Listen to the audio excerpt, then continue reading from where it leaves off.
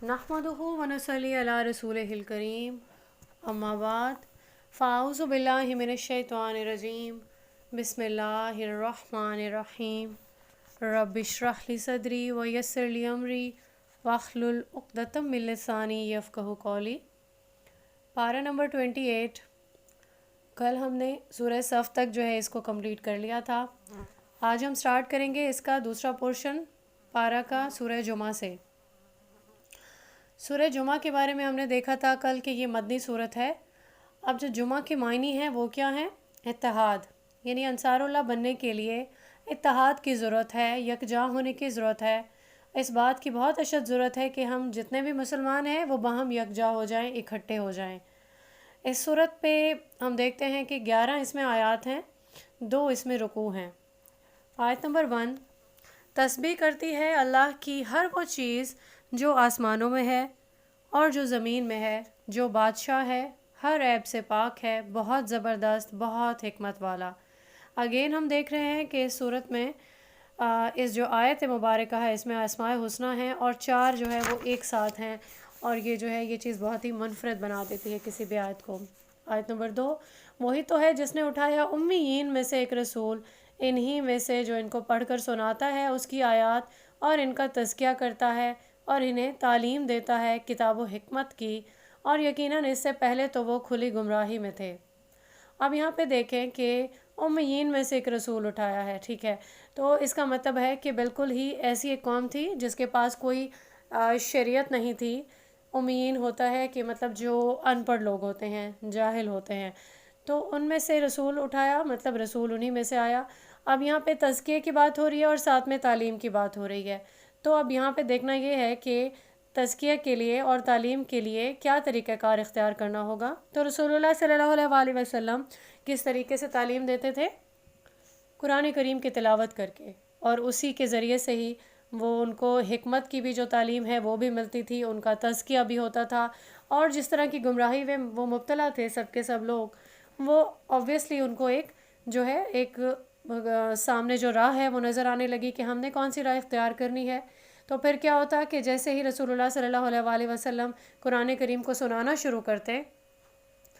तो एक जिस तरह से कहते हैं तासीर होती थी, एक मैग्नेटिक जो है उसकी पार होती थी, जिसकी बेसिस पे जो जितने भी लोग हैं वो एक बिल्कुल खिंचे चले आते थे। लेकिन यहाँ पे लोगों की अगर कैटेगरी देखें तो 3 किस्म के लोग हो सकते हैं। कभी भी आप कभी कोई इनकलाब का कोई काम करने लगें, कोई दावत देने लगें, या कभी कोई तज़किया का कोई काम करने लगें, तो हर दौर में अब वो लोग 3 तरह के किस तरह से हो सकते हैं। एक तो वो लोग हैं जो फ़ौरी तौर पर लब्बैक कहते हैं कि हम ईमान लाए, और उसके बाद वो उस पर कायम दायम रहते हैं। दूसरी किस्म के जो लोग होते हैं वो पहले सोच विचार करते हैं,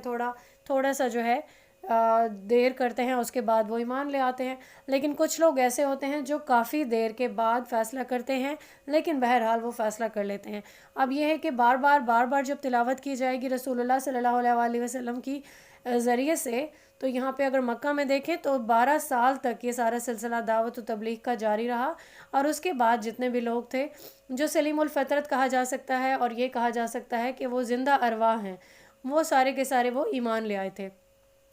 सूरह यूनुस में हम देखते हैं कि आयत नंबर इसकी है 57। जैसे जैसे ये कलाम इन लोगों के सीनों में उतरता गया, दिलों की बीमारियां दूर होती चली गईं।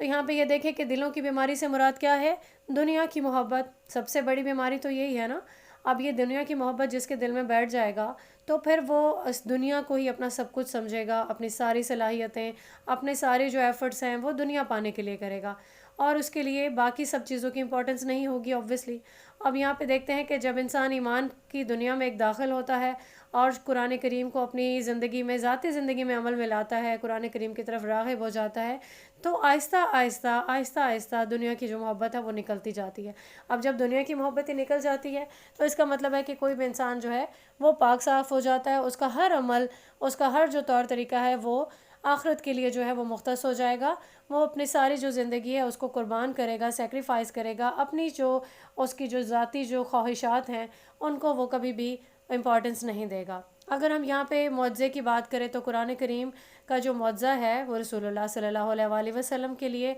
एक बहुत ज़्यादा अहमियत का हामिल है। اگر ہم باقی رسولوں کے معجزے دیکھیں تو حضرت موسیٰ علیہ السلام کا عصا تھا، یہودیوں نے آج تک اس کو محفوظ کر کے رکھا ہوا ہے، لیکن اس عصا کی حیثیت اگر دیکھیں تو وہ ایک لاٹھی جیسی ایک حیثیت ہے، لیکن قرآن کریم کا جو معجزہ ہے وہ ایک زندہ اور تابندہ معجزہ ہے،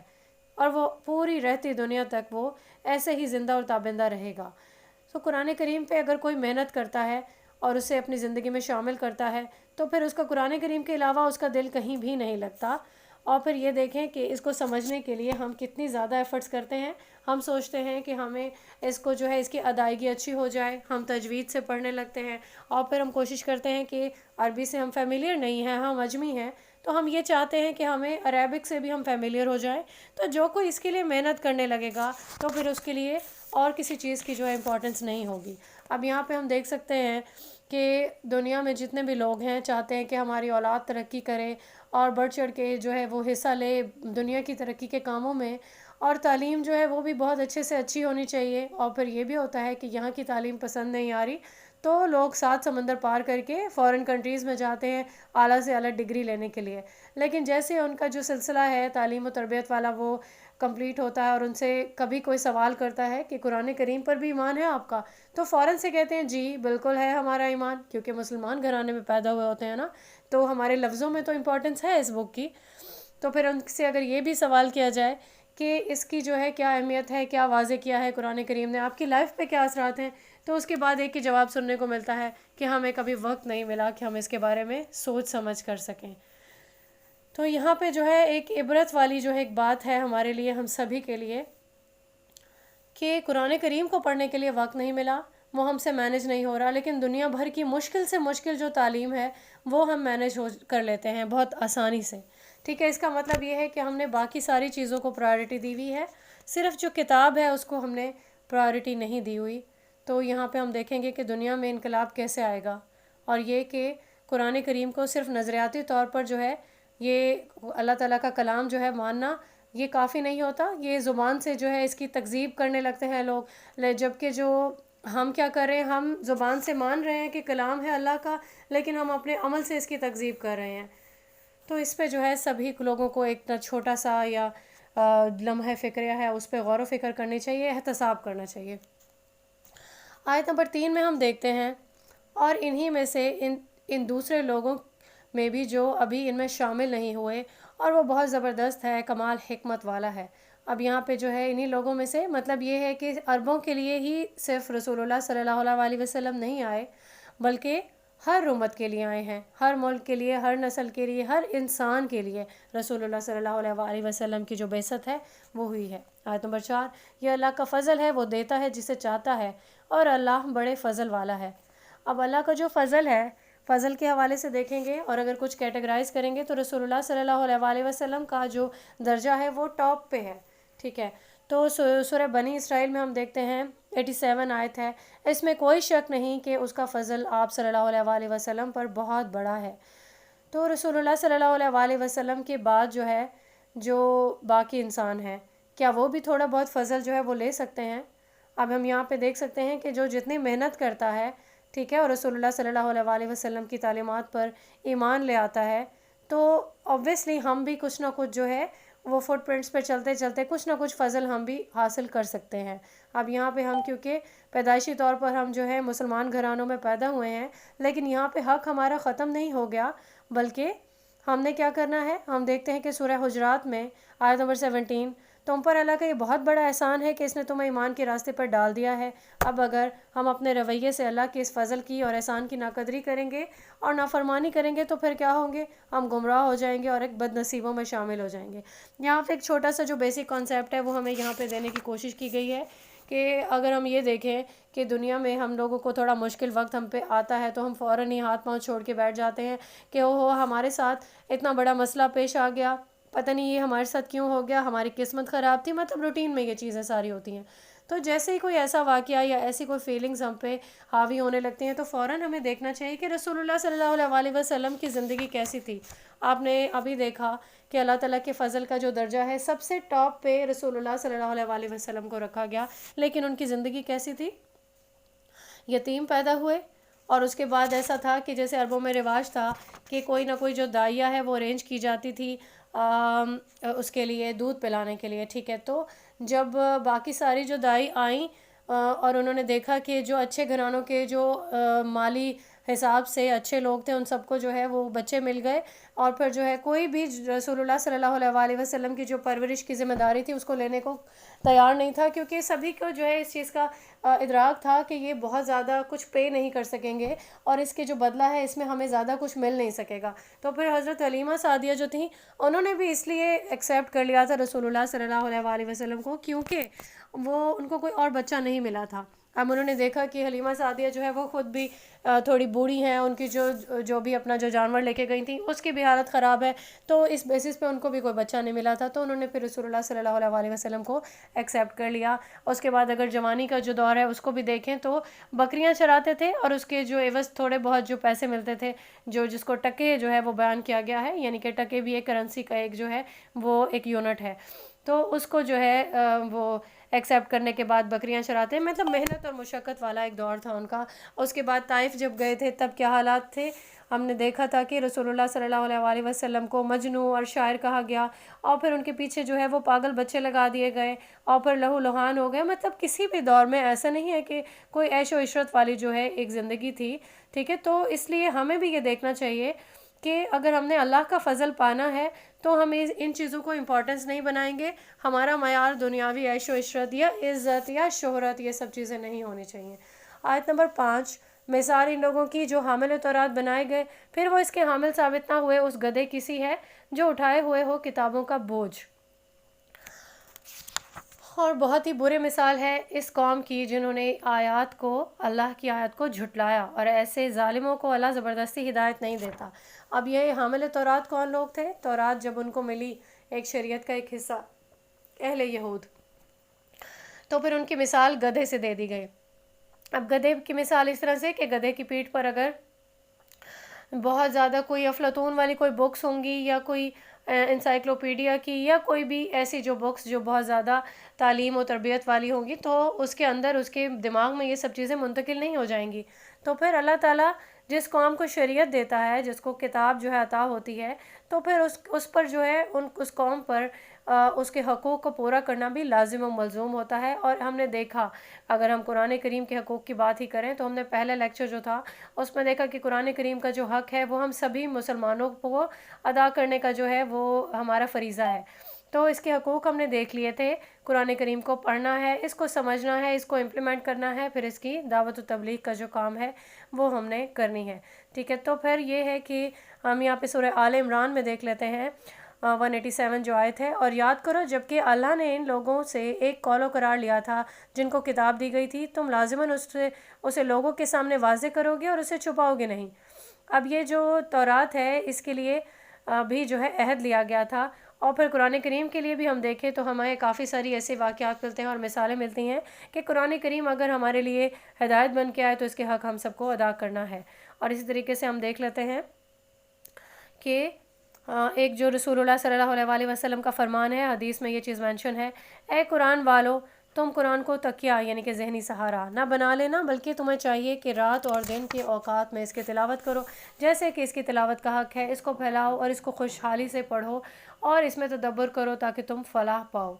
تو یہاں پہ پھر ایک اور پوائنٹ آ جاتا ہے کہ ہم لوگ جو ہے قرآن کریم کو ہم نے صرف جو ہے تعظیم دی ہوئی ہے، جس کو ہم ظاہری تعظیم کہتے ہیں، ہم اس کے لیے بہترین سے بہترین جو غلاف ہے وہ سلیکٹ کرتے ہیں۔ اور ساتھ میں ایک اور مثال جو ہے وہ ایوبی دور کی ایک مثال ہے، قرآن کریم کا ایک ایسا نسخہ تیار کیا گیا جسے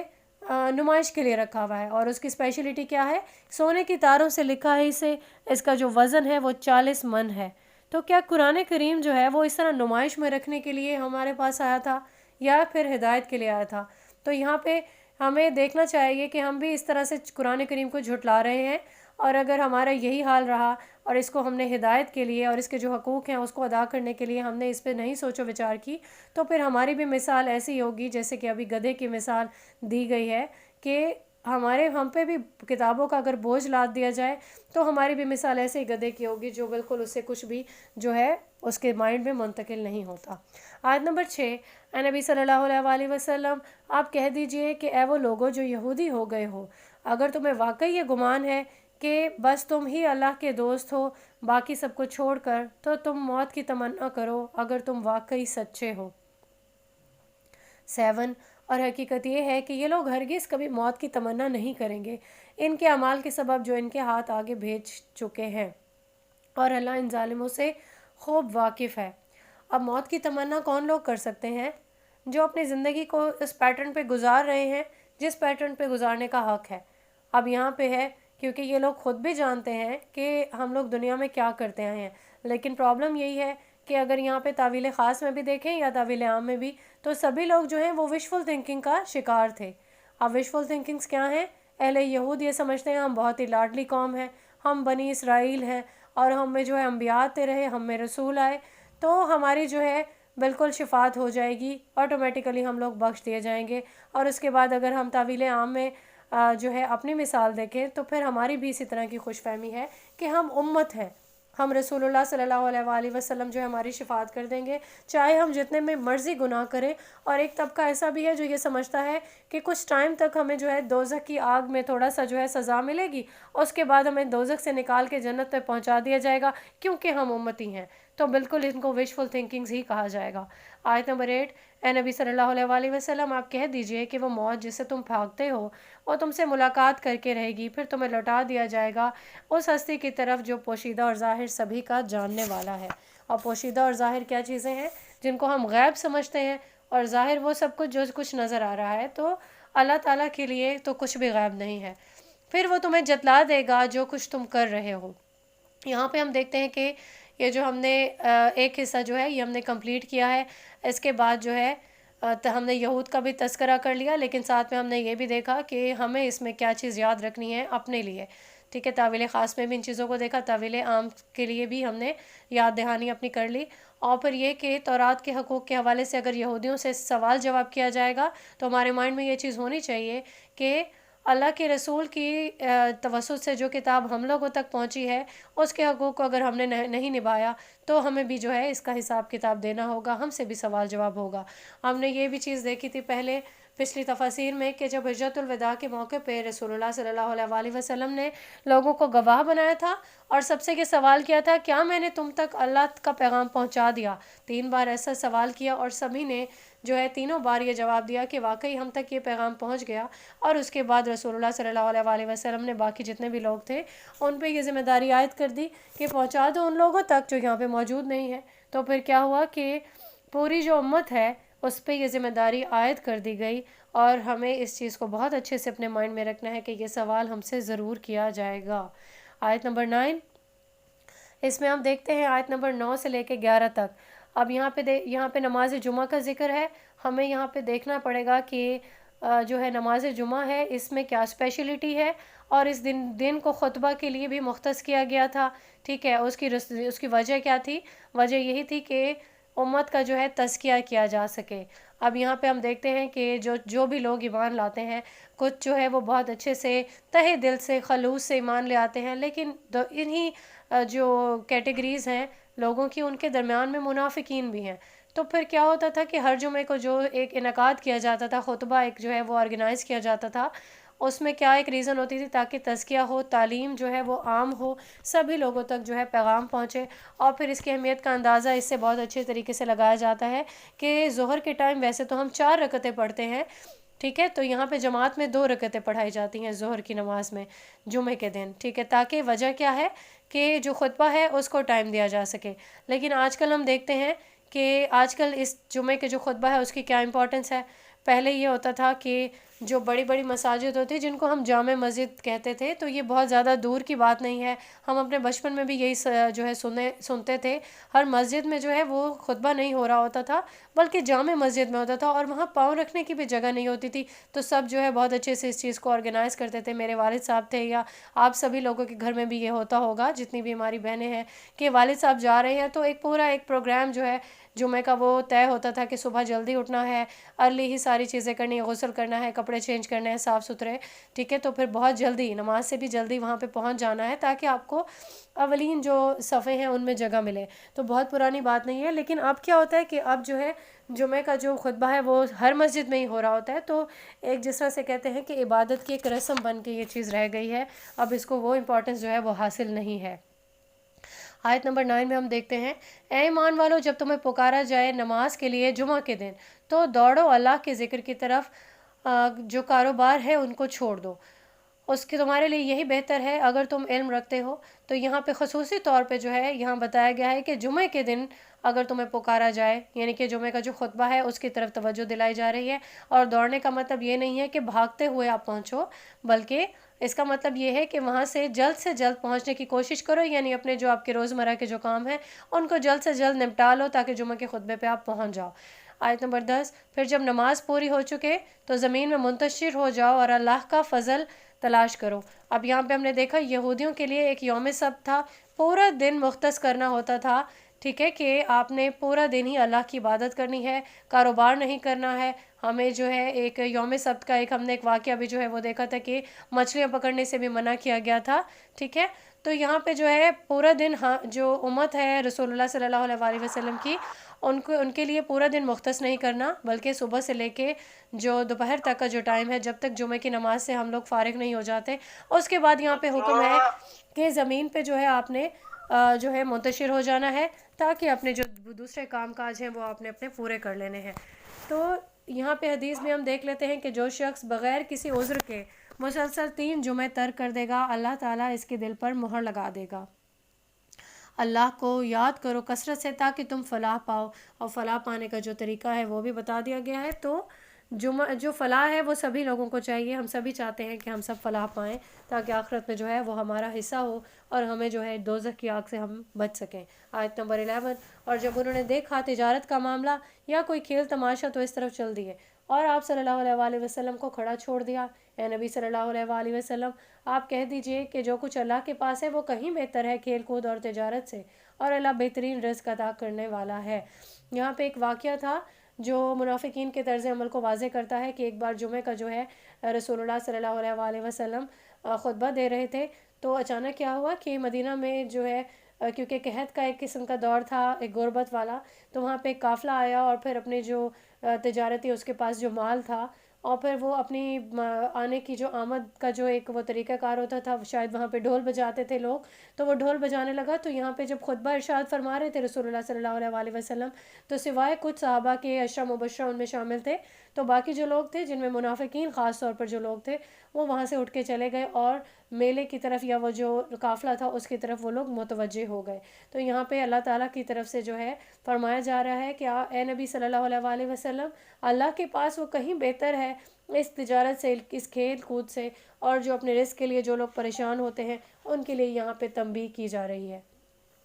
الحمدللہ یہاں پہ ہم نے سورہ جمعہ جو ہے وہ کمپلیٹ کر لی ہے۔ بڑھتے ہیں ہم سورہ منافقون کی طرف۔ سورہ منافقون میں 11 آیات ہیں اور 2 رکوع ہیں، اور رسول اللہ صلی اللہ علیہ وآلہ وسلم جو ہے وہ جمعہ کے دن جو ہے سورہ جمعہ جو ہے وہ بھی پڑھتے تھے جمعہ کی نماز میں، اور سورہ منافقون کی بھی تلاوت کیا کرتے تھے۔ اور ریزن کیا تھی؟ تاکہ جو مدینہ کے منافقین ہیں وہ بھی اس سے کچھ عبرت پکڑ سکیں، کچھ نصیحت جو ہے وہ پکڑ سکیں۔ سورہ منافقون کا جو جوڑا ہے وہ سورہ تغابن ہے، اور پھر جو سورہ منافقون ہے اس کا جو بیسک جو اس کا وہ ہے مضمون ہے اس کو ہم دیکھتے ہیں تو وہ نفاق پر جو ہے مبنی ہے، اور اس میں منافقین کا جو ہے وہ تذکرہ ہے۔ اب یہاں پہ دیکھتے ہیں کہ رسول اللہ صلی اللہ علیہ وآلہ وسلم کی آمد سے پہلے کا جو ہے وہ ذکر کرتے تھے جو یہاں پہ منافقین تھے۔ جیسے ہی رسول اللہ صلی اللہ علیہ وآلہ وسلم مدینہ تشریف لائے اور جو ہے دعوت و تبلیغ کا کام شروع کیا، تو obviously جو لوگ ایمان لائے اور آزمائش بھی آئی ان سے سب جو ہے کام میں، تو منافقین کیا کہتے؟ وہ یہ کہتے کہ ہم لوگ تو مدینہ میں بڑے آرام سے رہ رہے تھے اور پھر سکون تھا بالکل، ہم لوگوں کے جو اہل یہود ہیں ان کے ساتھ بھی ہمارے ایک اچھے جو ہے وہ تھے تعلقات تھے، جیسے کہ یہودیوں کے 3 قبائل ہم سب جانتے ہیں، ان کے بارے میں ہم نے کل کے دن بھی پڑھا تھا، تو بعد میں ان کو جلا وطن کر دیا گیا تھا۔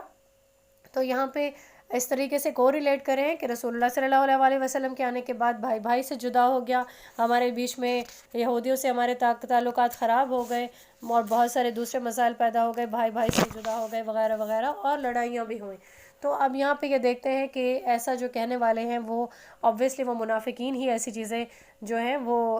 پھیلاتے ہیں، ایسی خبریں اور ایسی جو جسے کہتے ہیں کہ ان کے دلوں میں ہی ایسا نفاق پیدا ہوتا ہے، کیونکہ جب بھی کوئی تحریک سٹارٹ ہوتی ہے تو پہلے تو جو ہے سبھی کھلے دل سے ایمان لے آتے ہیں۔ اب جو ہے اس کے فلسفے کو اچھی طرح سے سمجھنا، اس کو جان لینا اور پھر پورے طریقے سے سیکریفائس کے لیے تیار ہونا، تو یہ سب کو جو ہے اس چیز کا جو ہے امپورٹنس سب کو پتہ نہیں ہوتی ہے۔ اب یہاں پہ ہم دیکھ لیں کہ اگر ہم اپنا روٹین میں دیکھیں کہ ہم مولویوں سے یا جس سے ہم اسلام کی جو تعلیم ہم بیسک جو ہم حاصل کر رہے ہوتے ہیں، تو ہم اپنے جو دین ہے اس کے لیے ہم کیا سمجھتے ہیں کہ جیسی بھی ہم زندگی گزار رہے ہیں ہم گزارتے رہیں گے، لیکن ہم نماز پڑھیں گے، ہم روزہ رکھیں گے، ٹھیک ہے، لیلۃ القدر کی رات میں ہم عبادت کر لیں گے، اور پھر ہمارے پاس اگر استطاعت ہوئی تو ہم حج بھی کر لیں گے، عمرہ کر لیں گے تاکہ ہمارے گناہ دھل جائیں گے، تو مسلمانوں کا جو حق ہے وہ ادا ہو گیا، اور باقی جو کام ہے وہ سارے کے سارے جو ہے وہ ایسے کے ایسے چلتے رہیں گے، ہم جھوٹ بھی بول رہے ہوں گے، منافقت بھی کر رہے ہوں گے، ٹھیک ہے۔ تو بیسک جو کانسیپٹ ہے زیادہ تر وہ اس طرح سے لیا جاتا ہے، لیکن اب جس طریقے سے رسول اللہ صلی اللہ علیہ وسلم نے اپنی جو ایک جماعت تھی ان کی ایک تشکیل دی، اس کے بعد وہاں پہ انہوں نے اپنی دعوت و تبلیغ کا کام کیا، تو سٹارٹ میں ایسا ہی تھا کہ لوگ جو ہے وہ ایمان لے آئے، لیکن جب ان کو گزرنا پڑا ایثار سے اور قربانی جو ہے وہ دینی پڑی، تو پھر کیا ہوا، ان کو گھبرانے لگے کہ اب جو ہے ہم سے یہ نہیں ہوگا، اتنی ساری قربانیاں ہم کیسے دے سکیں۔ اب ہم دیکھتے ہیں کہ جب بھی کوئی جماعت جو ہے وہ تشکیل ہوتی ہے تو اس پہ اللہ تعالیٰ کی رحمت ہوتی ہے، اور رسول اللہ صلی اللہ علیہ وسلم اسی لیے ایک جماعت کو بھی ایک فوقیت دیتے تھے، ساتھ میں جماعت کی جو نماز ہے اس کو بھی بہت فوقیت دیا کرتے تھے۔ اب یہاں پہ رسول اللہ صلی اللہ علیہ وسلم کا ایک فرمان ہے جو کہ فجر اور عشاء کی نماز سے متعلق ہے کہ منافقوں پر سب سے بھاری نماز عشاء اور فجر کی ہے، اگر یہ دونوں نمازوں کی اہمیت کو جان جائیں تو ان میں شرکت کے لیے ضرور آئیں، خواہ انہیں گھٹنوں کے بل آنا پڑے۔ اور میں نے تو پختہ ارادہ کر لیا تھا کہ نماز کھڑی کرنے کا حکم دوں، پھر کسی کو حکم دوں کہ وہ لوگوں کو نماز پڑھائے، پھر ایسے لوگوں کی طرف جاؤں جو نماز باجماعت شریک نہیں ہوتے، اور میرے ہمراہ ایسے ساتھی ہوں جن کے پاس لکڑیوں کے گٹھے ہوں، اور اس میں جو جماعت میں نہیں پہنچے ان کے گھروں کے سمیت جو ہے ان لوگوں کو آگ سے جلا دوں۔ اب آپ یہ دیکھیں کہ جماعت سے جو لوگ نماز نہیں پڑھتے ان لوگوں کے لیے کتنا زیادہ ناراضی والا جو ایک فرمان ہے وہ رسول اللہ صلی اللہ علیہ وسلم کی طرف سے جاری کیا۔ تو اس سے ہمیں جو جماعتی جو زندگی ہے اس کی جو امپورٹنس ہے وہ بھی ہمیں پتہ چلتی ہے۔ آیت نمبر 1 ہے سورہ منافقون کی۔ اے نبی صلی اللہ علیہ وسلم، جب منافق آپ کے پاس آتے تو کہتے ہیں کہ ہم گواہی دیتے ہیں کہ بے شک آپ اللہ کے رسول ہیں، اور اللہ جانتا ہے کہ یقیناً آپ اس کے رسول ہیں۔ اللہ گواہی دیتا ہے کہ یہ منافقین جھوٹے ہیں۔ اب منافقین جھوٹے ہیں تو جو منافق ہے اس کی جو نشانیاں ہیں ہم نے پڑھی ہوئی ہیں کہ منافق جب بات کرتا ہے تو جھوٹ بولتا ہے، تو منافق کی جو پہلی نشانی ہے وہی یہی ہے کہ وہ جھوٹ بولتا ہے۔ انہوں نے اپنی قسموں کو ڈھال بنا رکھا ہے اور یہ اللہ کے راستے سے رک گئے ہیں۔ بہت ہی برا کام ہے جو یہ لوگ کر رہے ہیں۔ اب جو اپنے جو زبانیں ہوتی تھی، یعنی اپنے جو بہانے اور ہیلے تراشنے ہوتے تھے، تو یہ لوگ قسمیں کھاتے تھے کہ جب جیسے ہی حکم آ گیا کہ جہاد کے لیے جانا ہے تو پھر قسمیں کھا کر یقین دلاتے تھے کہ میرے گھر میں یہ مسئلہ ہے، میری بیوی بیمار ہے، یا میرا بچے کے ساتھ یہ مسئلہ ہے وغیرہ وغیرہ، تو قسموں کو اپنی ڈھال بناتے تھے یہ لوگ۔ آیت نمبر 3 یہ اس وجہ سے ہے کہ یہ لوگ ایمان لائے پھر کافر ہو گئے تو ان کے دلوں پر مہر لگا دی گئی، پس یہ سمجھنے سے عاری ہو گئے۔ اب یہاں پہ دیکھیں کہ منافق کیسے بنتا ہے۔ اب ایسا نہیں ہے کہ یہ لوگ جو ہے پورے دل سے جو ہے وہ ایمان لائے، بلکہ ایسا ہوتا تھا کہ جیسے اوس اور خزرج کے جیسے ایک قبیلے ہیں، ایمان جب لائے تو پورے کا پورا جو قبیلہ ہے وہ سردار کی وجہ سے بھی ایک امپورٹنس ہوتی ہے سردار کی، تو اس کے پیچھے پیچھے پیروی کرتے ہوئے باقی لوگ بھی ایمان لے آئے، لیکن انہوں نے صرف ظاہری سطح دیکھی۔ یہ جو ہے جس طرح سے کہتے ہیں سابقون الاولون والی جو کیفیت ہے وہ ان کو ابھی معلوم ہی نہیں ہے، ان کو نہیں پتہ کہ جس طرح سے سورہ بقرہ کی آیت ہے، آیت نمبر 55، کہ ہم تمہیں کسی خوف، بھوک اور مال و جان کے نقصانات جیسی سخت آزمائشوں سے ضرور آزمائیں گے، لیکن جو ہے منافقین کو ان ساری آزمائشوں کا کیونکہ علم نہیں تھا، تو پھر جو ہے اسی لیے یہ لوگ جو ہے یہ منافقت پر جو ہے طے ہو گئے۔ ان کے جو اموال ہیں یہ بالکل بھی ویسے نہیں رہے، ان کا پراپرلی اس طریقے سے تزکیہ نہیں ہوا، تو یہاں پہ جو ہے اللہ تعالیٰ نے ایسے لوگوں نے جو ہدایت سے جی چرانے لگے تو پھر اللہ تعالیٰ نے ان کے دلوں پر مہر لگا دی۔ آیت نمبر 4، اے نبی صلی اللہ علیہ وسلم، جب آپ انہیں دیکھتے ہیں تو ان کے جسم آپ کو بڑے اچھے لگتے ہیں، اگر وہ بات کرتے ہیں تو آپ صلی اللہ علیہ وسلم ان کی بات سنتے ہیں، لیکن اصل میں یہ لوگ دیوار سے لگائی ہوئی خشک لکڑیوں کی مانند ہیں، یہ ہر زور کی آواز کو اپنے ہی اوپر گمان کرتے ہیں۔ آپ صلی اللہ علیہ وسلم کے اصل دشمن یہی ہیں، آپ ان سے بچ کر رہیں،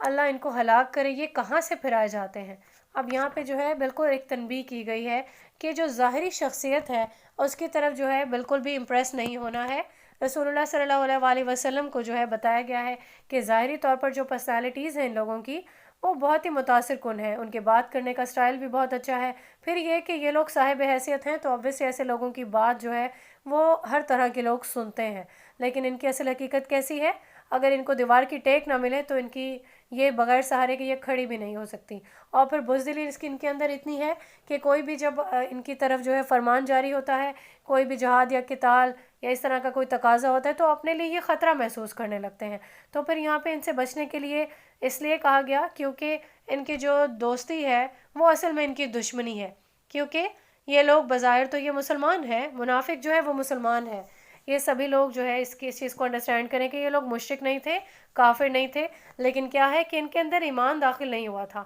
تو پھر کیا ہوتا کہ یہ لوگ بہانے کرنے لگتے، ہیلے کرنے لگتے، کہ جیسے جہاد کا حکم آتا تو پھر اپنے جو ہے کوئی نہ کوئی ہیلا بہانہ کر کے پیچھے رہ جاتے، کیونکہ ایمان داخل نہیں ہوا اور قربانی دینے سے یہ لوگ جو ہے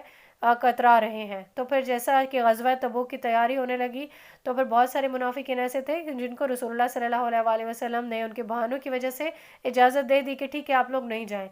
تو پھر اللہ تعالیٰ نے بھی سورہ توبہ میں آیت نمبر 43 میں جو ہے رسول اللہ صلی اللہ علیہ وسلم کو ایک جو ہے فرمان دیا کہ اے نبی صلی اللہ علیہ وسلم، اللہ آپ کو معاف فرمائے،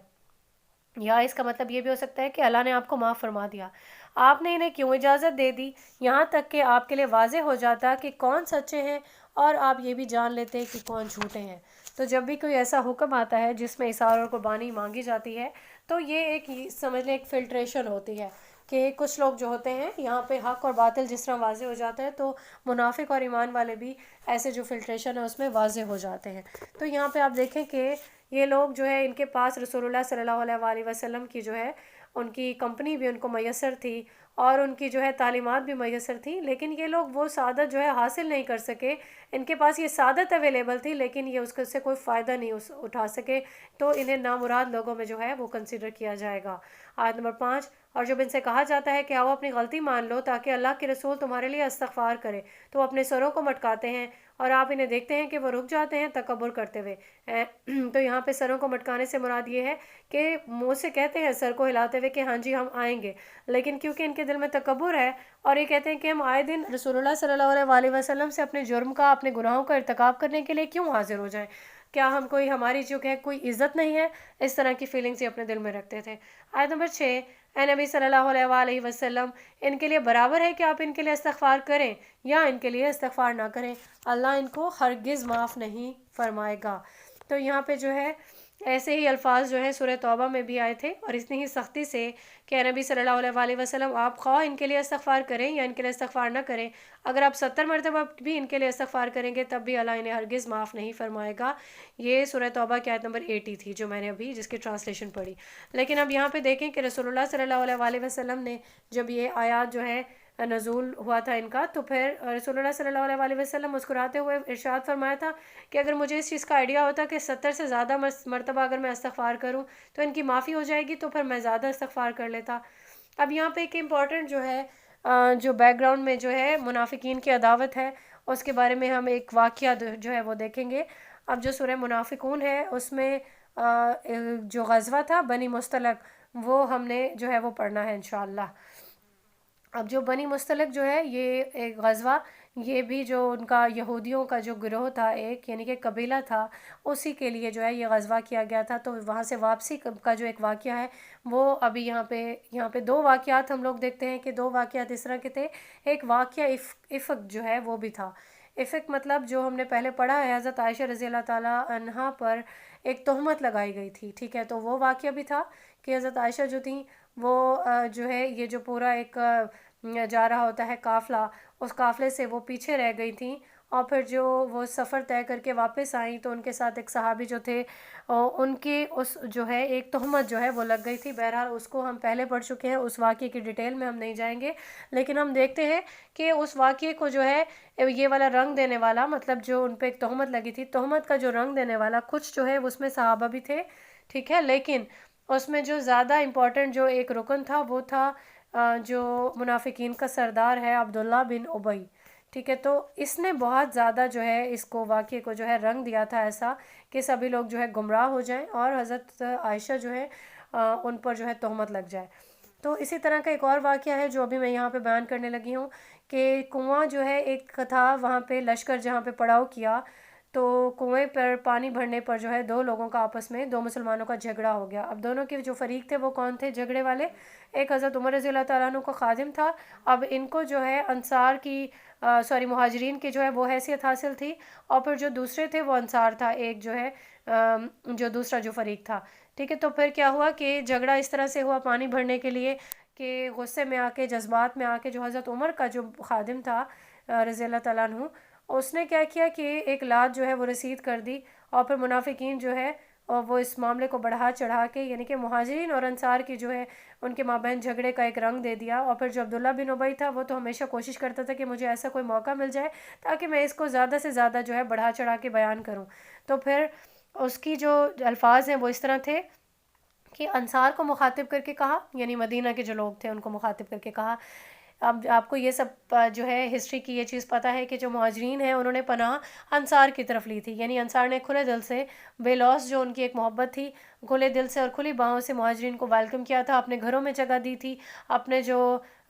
کنبے کے جیسے فرد ہوتے ہیں بالکل ویسی ہی حیثیت دی تھی. تو اب جو ہے وہ مخاطب کس طریقے سے کر رہا ہے کہ یہ ہمارے گھر میں پناہ پا کر ہم پہ غرانے لگے ہیں. سچ کہا ہے جس نے کہا ہے کہ تم اپنے کتے کو کھلا پلا کر خوب موٹا کرو تاکہ وہی تم کو کاٹے. تم نے ان بے گھر لوگوں کو سر چھپانے کی جگہ دے دی, ان کی مدد کی, انہیں کھلایا پلایا اور اپنے مال میں ان کو حصہ دار بنایا. یہ تمہاری اپنی غلطی کا خمیازہ ہے جو تمہیں بھگتنا پڑا ہے. اگر تم ان کی امداد سے ہاتھ کھینچ لیتے تو یہ کب کے یہاں سے بھاگ کھڑے ہوتے. خدا کی قسم اب ہم جو پلٹے تو باعزت ہیں وہ رذیلوں کو جو مدینہ سے نکال دیں گے. اب یہ عبداللہ بن ابی جو ہے یہ ساری جو بکواس تھی اس کی یہ وہاں پہ کر رہا تھا. تو پھر جو ایک نوجوان جو صحابی تھے حضرت زید بن ارقم وہ سن رہے تھے. اب انہوں نے کیا کیا کہ رسول اللہ صلی اللہ علیہ وسلم کی خدمت میں پیش ہو کے یہ سارا واقعہ بیان کیا, اور رسول اللہ صلی اللہ علیہ وسلم نے فوری طور پر جو ہے عبداللہ بن ابی کو بلایا اور پوچھا کہ یہ کیا معاملہ تھا. تو وہ فوراً صاحب مکر گیا, اور کیونکہ ایک یوں سمجھے کہ صاحب حیثیت ایک انسان تھا, اور پھر یہ کہ یہ سردار بھی تھا قبیلے کا, اور پھر یہ بھی کہ یہ بادشاہ بننے والا تھا اہل مدینہ کا,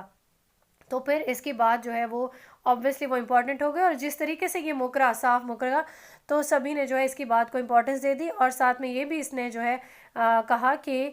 جو ہے اس چھوکرے کی بات کو آپ امپورٹنس دیں گے جو کہ حضرت زید کی جو بات تھی. تو پھر حضرت زید کو جو ہے ان کی پوزیشن کو اس کے جو بیان تھا اس کی وجہ سے کافی ان کی پوزیشن خراب ہو گئی. لیکن پھر رسول اللہ صلی اللہ علیہ وسلم تو کبھی جو ہے وہ غفلت میں نہیں رہ سکتے. آیات کا نزول ہوا اور جو واقعی جو ہے اس کی تصدیق ہو گئی کہ ایسا ہی ہوا تھا. تو پھر حضور صلی اللہ علیہ وسلم نے حضرت زید بن ارقم کی جو ہے تھوڑی دلجوئی جو ہے وہ کی, ان کا کان بھی مروڑا کہ لڑکے کے کان تھے انہوں نے غلط نہیں سنا تھا. بہرحال رسول اللہ صلی اللہ علیہ وسلم نے اس واقعے سے بھی درگزر سے جو ہے وہ کام لیا. اور پھر جو ہے جیسے واقعہ افک جو تھا جس میں تہمت لگی تھی حضرت عائشہ پر, تو اس میں بھی رسول اللہ صلی اللہ علیہ وسلم کافی عارضدہ ہو گئے تھے, بہت دکھی ہو گئے تھے. اور پھر ایسا جو ہے انہوں نے یہاں تک فرمایا کہ ایسا کوئی شخص ہے جو اس شخص کی ایذا سے مجھے بچا سکے.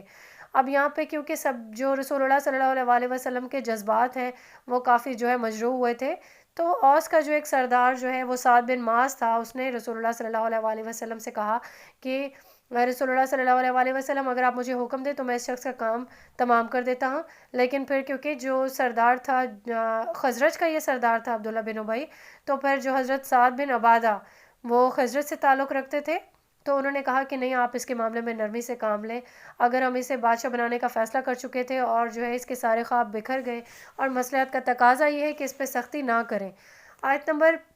7 کی طرف بڑھتے ہیں ہم. یہ اب جب یہ آپ کو سارا بیک گراؤنڈ پتہ چل گیا تو اب آگے جو ہے آیات کی ٹرانسلیشن آپ کے لیے ایزی ہوگی انڈرسٹینڈ کرنا. آیت نمبر 7. یہی ہیں وہ لوگ جو کہتے ہیں کہ مت خرچ کرو ان پر جو اللہ کے رسول کے گرد جمع ہو گئے ہیں یہاں تک کہ یہ منتشر ہو جائیں، حالانکہ آسمانوں اور زمین کے خزانے تو اللہ کے لیے ہیں، لیکن منافقین اس حقیقت کا فہم نہیں رکھتے.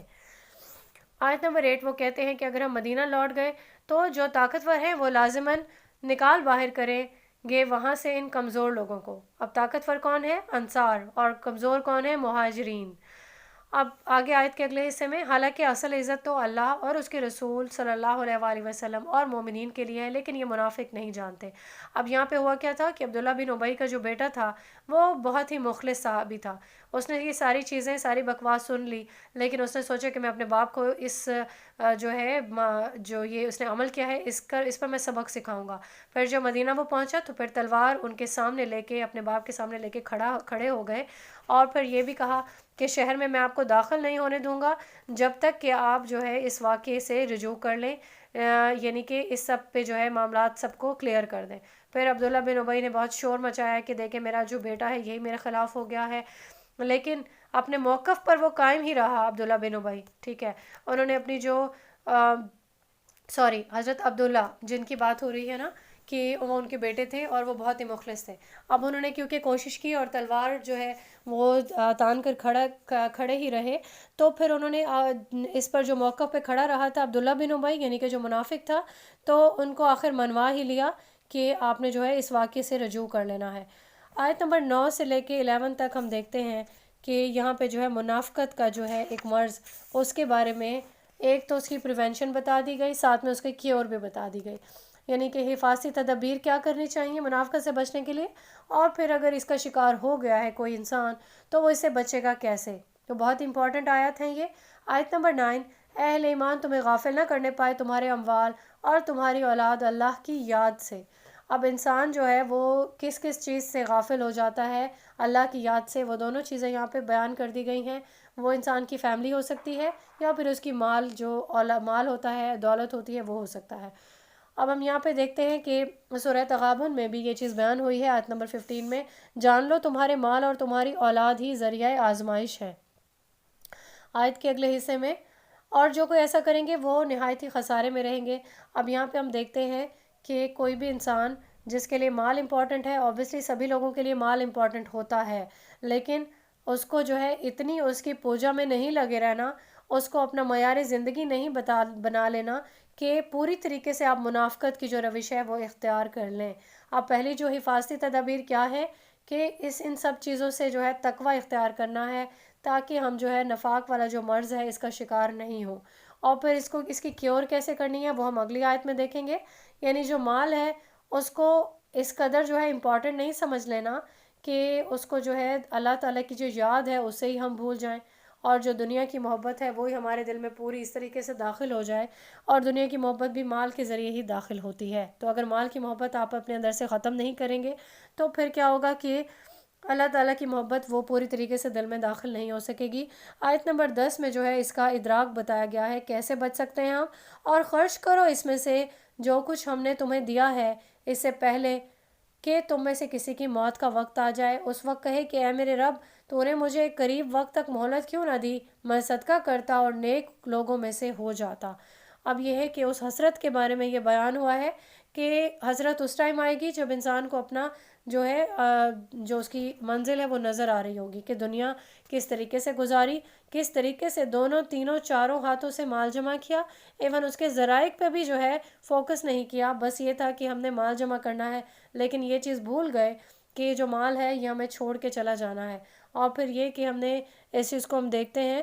کہ صدقہ کے لیے جو ہے سورہ حدید کی جو آیت ہے آیت نمبر 18، اور اس کی کیا ٹرانسلیشن تھی؟ یعنی صدقہ دینے والے مرد اور صدقہ دینے والی عورتیں جو اللہ کو قرض حسنہ دیں گی ان کو کئی گنا بڑھا کر دیا جائے گا اور ان کے لیے بڑا باعزت اجر ہوگا. اور جو لوگ ایمان لائے اللہ پر اور اس کے رسولوں پر انہی میں سے صدیق اور شہداء ہوں گے اپنے رب کے پاس. تو یہاں پہ جو ہے امپورٹنس جو ہے صدقہ کی وہ ہمیں پتہ چلتی ہے. دوسرا یہ کہ جو نفاق کا جو مرض ہے اس سے انسان جو ہے بہت اچھے سے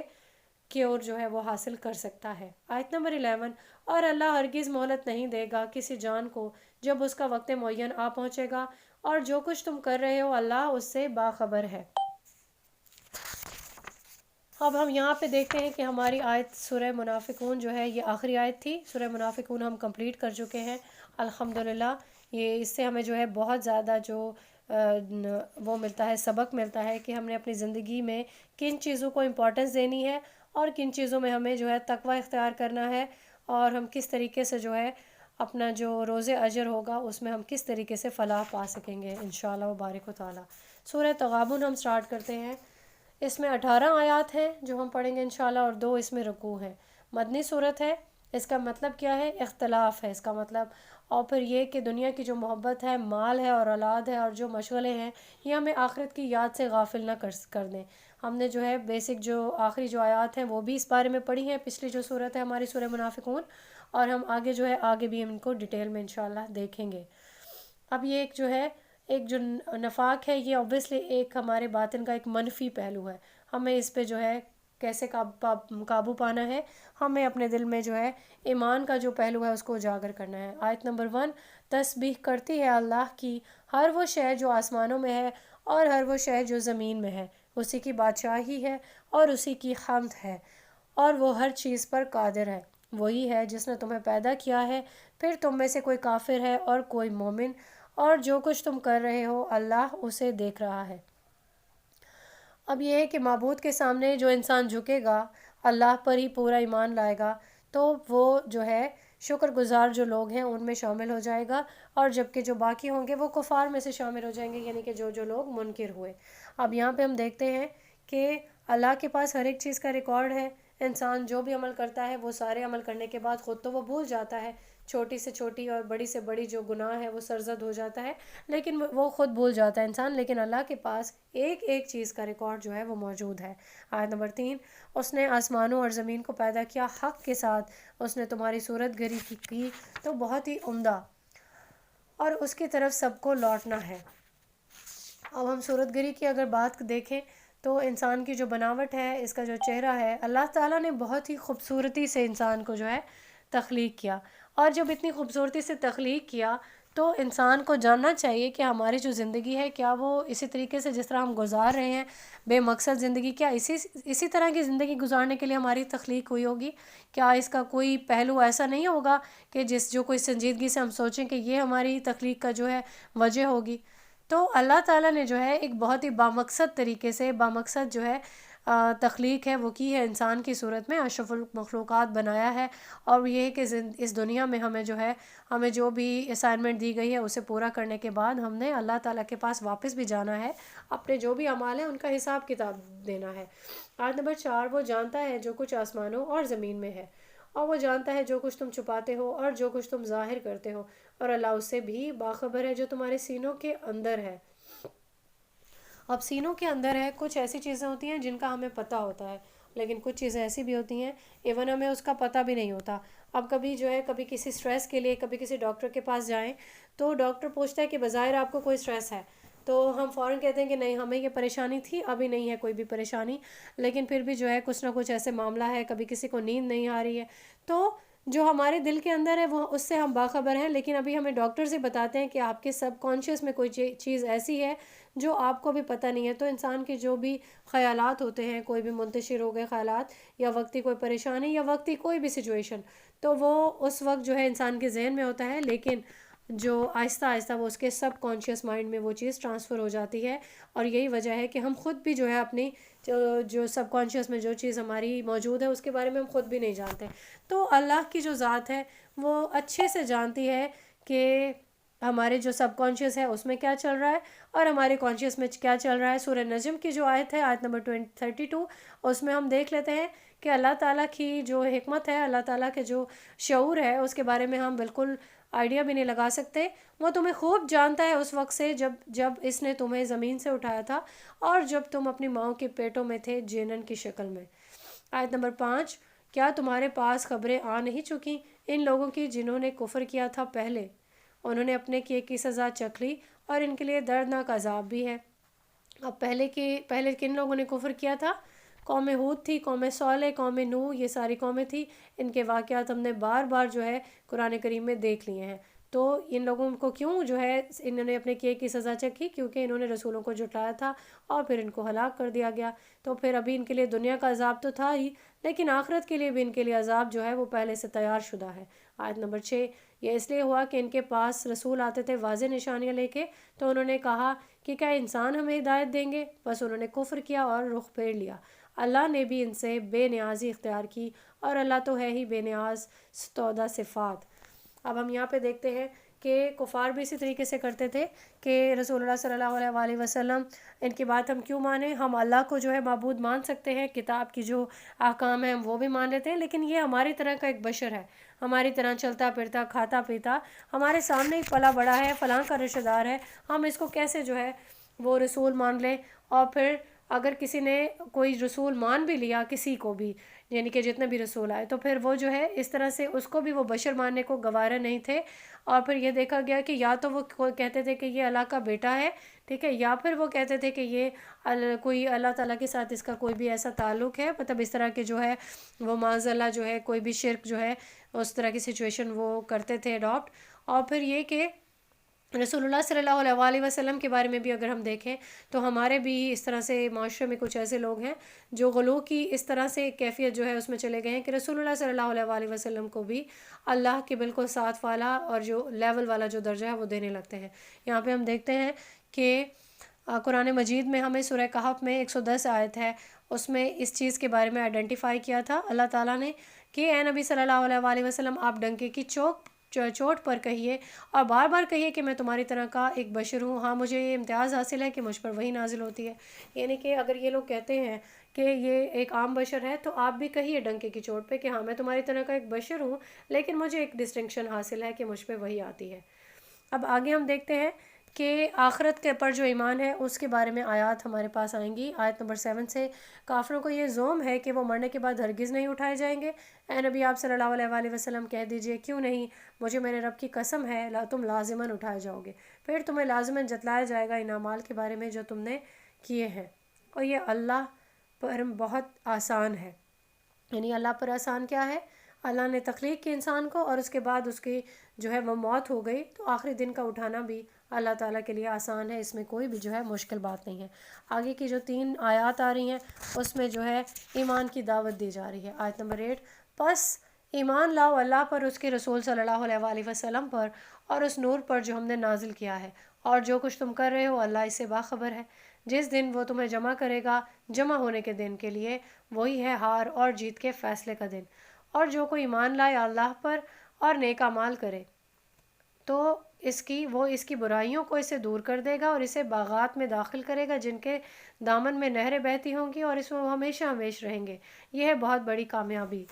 اور جنہوں نے انکار کیا اور تکذیب کی ہماری آیات کی، وہی ہوں گے جہنمی، وہ ہمیشہ رہیں گے اس میں، اور وہ بہت ہی برا ٹھکانہ ہے. اب ہم دیکھتے ہیں کہ جو اگلی آیات ہیں اس میں جو ہے یہی جو مضمون ہے اس کی تفصیل تھوڑی سی بیان ہوئی ہے. اور یہاں پہ جو ہے جو ہمیں ابھی بات کی ہے ان آیات میں دیکھا ہے کہ ہار اور جیت کا جو فیصلہ ہوگا، اور پھر جو ہے ان کو کامیابی کے لیے جو ہے کچھ جو ہے وہ ملے گا، جیسے جنت ملے گی. تو یہاں پہ ہم دیکھتے ہیں کہ کون کون سی چیزیں ملے گی، یعنی کہ ثمرات ایمان ہی کہہ سکتے ہیں. آیت نمبر 11، نہیں آتی کوئی مصیبت مگر اللہ کے اذن سے، اور جو کوئی اللہ پر ایمان رکھتا ہے اس کے دل کو ہدایت دیتا ہے اللہ ہر چیز کا علم رکھنے والا ہے. اس آیت میں ہم کیا دیکھ رہے ہیں کہ اللہ پر جو لوگ توکل کرتے ہیں تو ان کے دل بالکل مطمئن رہتے ہیں اور اللہ کی رضا سمجھتے ہیں وہ ہر ایک ایکٹ کو جو اللہ کی طرف سے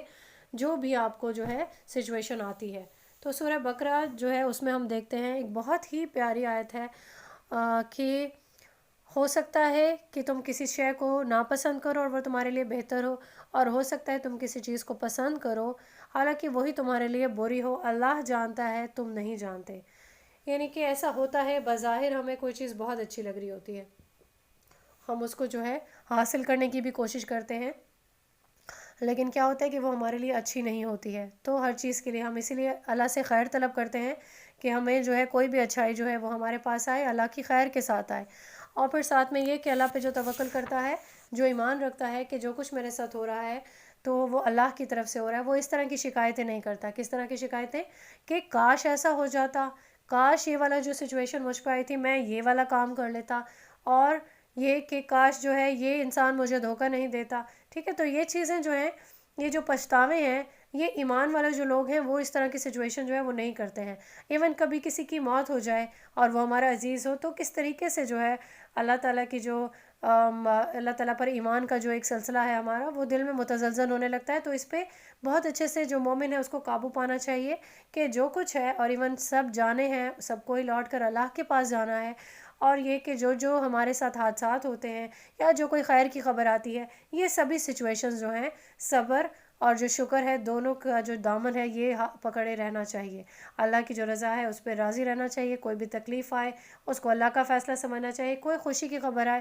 اس کو بھی اللہ کی رحمت سمجھنا چاہیے. تو جو انسان کے جس کے دل میں ایمان ہوگا وہ اسی طرح کا ایکٹ کرے گا، اور اس کو ہم کہیں گے کہ اس انسان نے جو ہے حقیقی جو ایمان ہے وہ حاصل کر لیا ہے. آیت نمبر 12، اور اطاعت کرو اللہ کی اور اطاعت کرو رسول صلی اللہ علیہ وآلہ وسلم کی. پھر اگر تم نے پیٹھ موڑ لی تو جان لو کہ ہمارے رسول صلی اللہ علیہ وآلہ وسلم کے ذمہ تو صرف صاف صاف پہنچا دینے کی ذمہ داری ہے. صاف صاف پہنچا دینے کی جو آیات ہیں یہ ہم پہلے بہت اچھے سے پڑھ چکے ہیں. اللہ کے جو احکام ہیں وہ رسول اللہ صلی اللہ علیہ وآلہ وسلم پوری دیانتداری سے جب پہنچا دیں گے تو ان کی طرف سے جو ذمہ داری ہے وہ پوری ہو گئی ہے. آیت نمبر 13، اللہ وہ ہے کہ اس کے سوا کوئی الہ نہیں، بس اہل ایمان کو اللہ ہی پر توکل کرنی چاہیے. یعنی کہ آپ اپنی حصے کا جو کام ہے وہ کرو، محنت کرو، لیکن نتیجہ اللہ پر چھوڑ دو. اور پھر یہ کہ اگر پوری طریقے سے حالات آپ کی فیور میں ہوں تب بھی ایسا کوئی دعویٰ نہیں آپ کر سکتے کہ یہ کام میں ضرور کر لوں گا. سورہ کہف کی آیت نمبر 23 میں آتا ہے، کسی چیز کے بارے میں بھی یہ نہ کہا کریں کہ یہ کام میں کل کر لوں گا مگر یہ کہ اللہ چاہے. یعنی یہ چیز ساتھ میں ضرور اٹیچ کرنی چاہیے کہ اللہ کا حکم ہوا تو میں یہ کام انشاءاللہ ضرور کر لوں گا. اور پھر اس کے بعد اگلی جو آیات ہیں اس میں ہم دیکھتے ہیں کہ جو فطری جو محبتیں ہیں جو انسان کے دل میں اللہ تعالیٰ نے ڈالی ہیں، تو ان محبتوں کا بھی غلبہ نہیں ہونا چاہیے. ٹھیک ہے، اس میں بھی اعتدال سے کام لینا ہے. تو وہ کون سی محبت ہوگی؟ انسانوں کی محبت میں سب سے زیادہ جو ہے بیوی کی محبت ہوتی ہے، یا پھر اولاد کی محبت ہوتی ہے. ٹھیک ہے، اس میں والدین کی محبت بھی آ سکتی ہے. ٹھیک ہے، تو یہاں پہ ہم دیکھتے ہیں، ہم یہاں پہ بیویوں اور اولاد کی جو محبت ہے اس کے بارے میں ہم ان آیات میں پڑھیں گے. آیت نمبر 14، اے ایمان کے دعوے دارو، تمہاری بیویوں اور تمہاری اولاد میں سے بعض تمہارے دشمن ہیں، سو ان سے بچ کے رہو.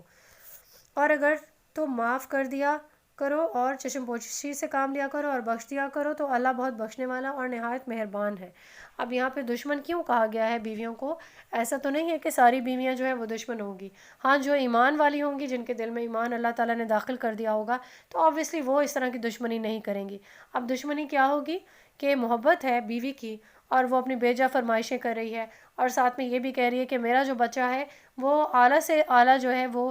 تعلیم حاصل کرے. ٹھیک ہے، اور پھر جو ہے اعلیٰ سے اعلیٰ انسٹیٹیوشن میں وہ پڑھے، اور فیسیں کیا ہیں کچھ پتہ نہیں ہے، اور شوہر پہ جو ہے پورے کا پورا جو ہے برڈن ڈال دیا ہے، اور پھر وہ لے کے آئے ہماری فرمائشیں پوری کریں، بچوں کی تربیت ہے، تعلیم ہے، وہ بھی آپ پوری کریں. آپ کہاں سے لاتے ہو؟ ہمارا کوئی سروکار نہیں ہے. آپ کہاں سے لاتے ہو سے مراد اب اتنا جو پریشر آپ ڈالو گے کسی مرد پہ. اب مرد کی بات کیوں ہے؟ کیونکہ مرد سربراہ ہوتا ہے، وہ باپ بھی ہو سکتا ہے، وہ شوہر بھی ہو سکتا ہے. ٹھیک ہے، تو اب اس پہ جو ہے اتنا برڈن ڈال دیا جائے گا تو وہ کیا کرے گا کہ وہ حرام میں اپنا جو ہے وہ ہاتھ ڈال دے گا. اب کیونکہ حلال کی جو رزق ہوتا ہے اس میں بہت زیادہ سرمایہ اکٹھا نہیں کیا جا سکتا. جو کوئی بہت زیادہ دولت کے انبار ہوں گے تو اس میں جو ہے کہیں نہ کہیں جو شبہ ہوتا ہے کہ یہ جو کمائی ہے یہ اس میں حرام کی کہیں ملاوٹ تو نہیں، تو اس پہ جو ہے نظر ثانی کرنی چاہیے. اگر کوئی جو انسان ہے وہ دین کی سمجھ بوجھ رکھتا ہے تو وہ یہ سوچتا ہے کہ مجھے جتنا مجھ پہ اللہ تعالیٰ نے جتنا مجھے عنایت کر دیا وہ روکھا سوکھا ہے، میں اسے جو ہے اسے کھا کر میں بہت اچھے سے اپنا گزر بسر کر لوں. لیکن کچھ ایسی بیویاں جن کو دشمن کہا گیا ہے وہ دن رات تانے دیتی ہیں کہ فلاں کو دیکھ لیں، فلاں رشتہ دار کو، فلاں ہمسائے کو،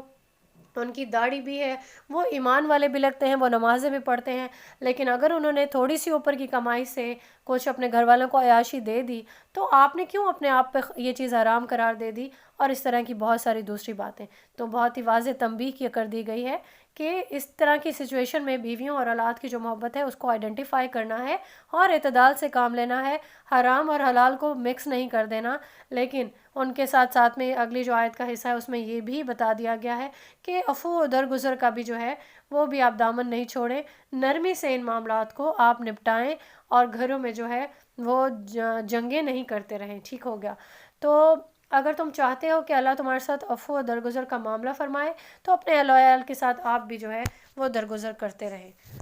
اب ہم دیکھتے ہیں کہ آیت نمبر 15 میں اللہ تعالیٰ نے جو مال ہے اور اولاد ہے اس کو امتحان قرار دے دیا ہے، اور اس کے لیے جو ہے ان کے جو اثرات ہیں منفی، اس سے بھی کیسے ہوشیار ہم رہیں گے۔ تو اس کے اصول بھی ہم دیکھتے ہیں۔ آیت نمبر 15، تمہارے مال اور تمہاری اولاد تمہارے لیے امتحان ہے اور اللہ ہی کے پاس اجر عظیم ہے۔ اب امتحان کس طرح سے ہے کہ مال بھی ہے، اولاد بھی ہے، دنیا کی جو ہے ساری جو آسائشیں ہیں، لیکن یہ چیزیں کیا ہیں؟ آپ کے لیے امتحان ہے، آزمائش ہے، کیونکہ اللہ نے مزین کیا ہے دنیا کو ان ساری چیزوں سے۔ سورہ آل عمران میں ہم دیکھتے ہیں مزین کر دی گئی ہے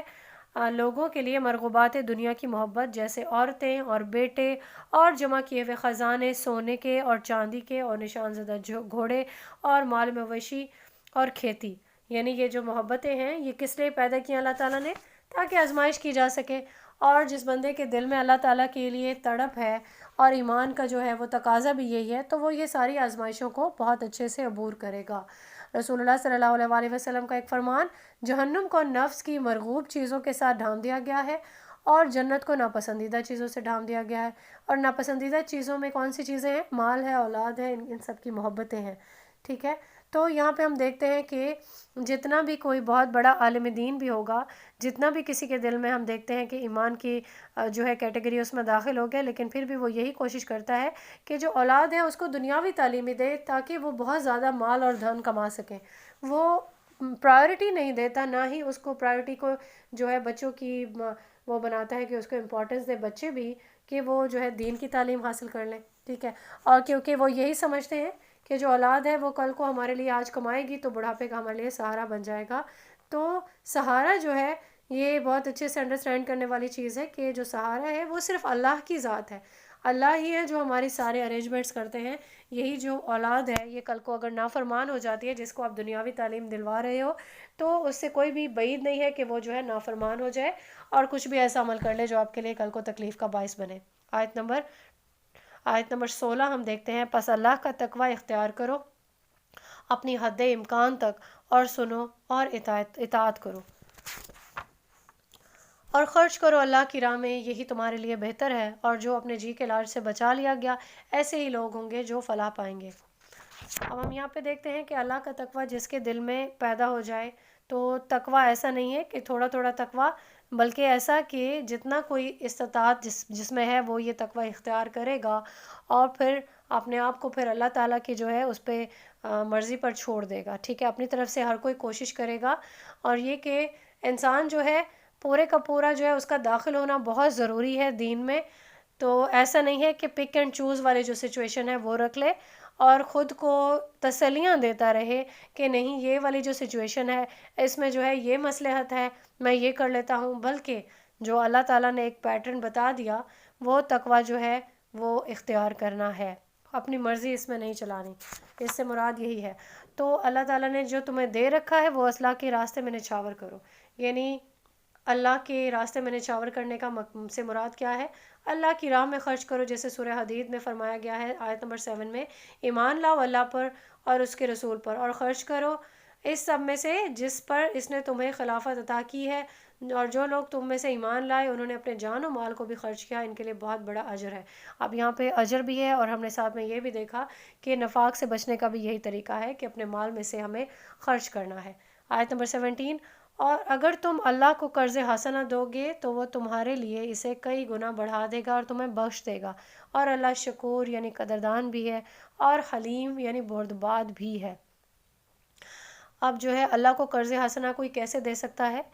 قرض حسنہ اس طرح سے دے گا کہ اللہ کی راہ میں خرچ کرے گا، پوشیدہ بھی خرچ کرے گا، اور پھر یہ کہ یہ ساری چیزیں قرض حسنہ ہیں، اور پھر اس کا جو اجر ہے وہ اللہ تعالیٰ کے پاس جمع ہوتا رہتا ہے۔